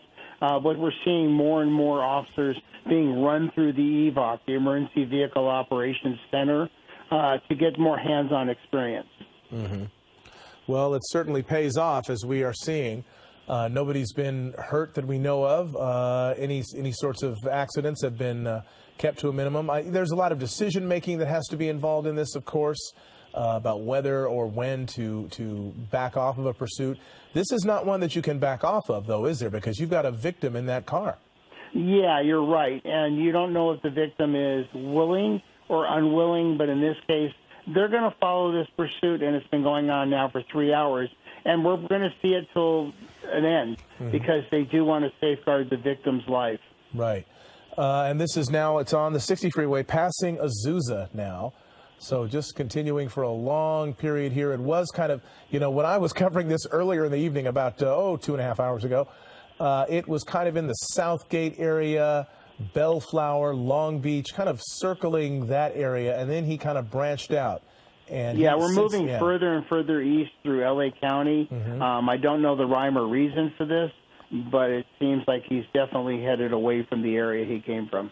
And it could be maybe just that traffic conditions are kind of allowing him to go which way he's going. And now at 8:15 at night, traffic becomes less of a factor. You're going to find fewer roads that are packed with cars, fewer freeways that are packed with cars. He's coming up on another law enforcement vehicle that maybe just kind of happened to be in the area. It doesn't look like this was part of the pursuit, right? That is not a CHP vehicle, correct? That is some other agency. CHP, if I'm correct, has one door painted white. This one has two.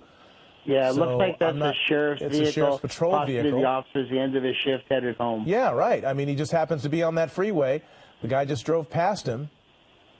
Yeah, and obviously that sheriff's not going to get involved because he has not been requested to get involved, and I'm sure that's the last thing you want to do is interfere with another agency. Especially at the end of your shift. Yeah, you know, paperwork is paperwork and overtime is overtime. It comes with the job. Yeah. I'm being told he was going 95 miles an hour. He's getting off the freeway here, and they're going to tell me what the off-ramp is, and we'll find out where he's going. He's at Nogales, the Nogales exit off of the eastbound 60. Whoa, he really ran through there and came very close to a couple of vehicles that were just traveling. He made that very hazardous right turn. He has outdistanced his pursuers a little bit here. I don't see a car immediately behind him. I don't see a patrol vehicle or a CHP vehicle immediately behind him. He's now gone through an intersection, blown through a red light.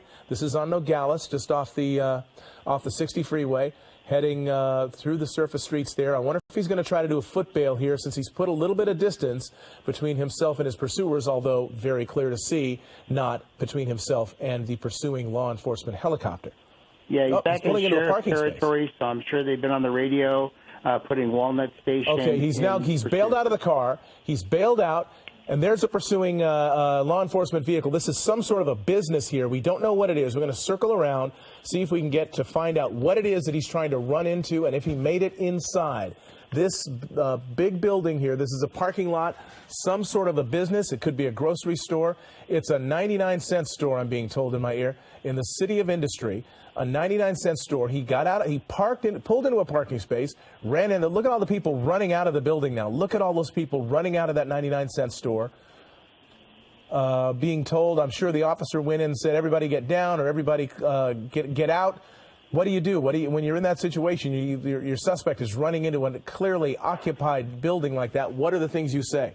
Yeah, now this thing has just been amped up to another higher level. He's run into a store. There are innocent people in that store. We could have a hostage situation. Now, the suspect seemed to put on more clothing than what he had earlier. So hopefully they got a good description of the suspect. And they're going to have to clear that 99-cent store. So they're now asking for sheriff's assets to get in that area, possible the Special Enforcement Bureau also. This is amazing. People running out of that store. They've got kids with them, carrying their children, running out of there. You've got sheriff's deputies there, or CHP. These are CHP officers, I believe, here next to this unit, with their weapons drawn, saying to people, get out of the store. They've got to set up a perimeter here. They've got to get, they've got to have somebody around the back because. Yeah, Mark, it looks like they've got a good perimeter set up. They've got units to the rear of the possible loading dock. You've got officers in the front. But at some point, they're going to have to go in and clear the store. And CHP is going to ask for additional assets to do that. No sign of the woman passenger, by the way. He pulled into that parking space a minute ago. And, in fact, I think that's not it. It's one of those. It's not. I don't think. Oh, maybe it is. I think it is kind of obscured by the palm tree. He pulled into the parking space. and then ran into the store. We don't know what happened to the passenger, whether she is still with the car. Okay, Yeah. police are, we're now getting a report that officers have one person at gunpoint inside the store. We are hoping and assuming that that is the suspect, that they have him at least contained and under, if not handcuff sort of control, at least he's not going to be moving anywhere anytime soon. So we're going to hopefully find out within a couple of minutes whether they've got him.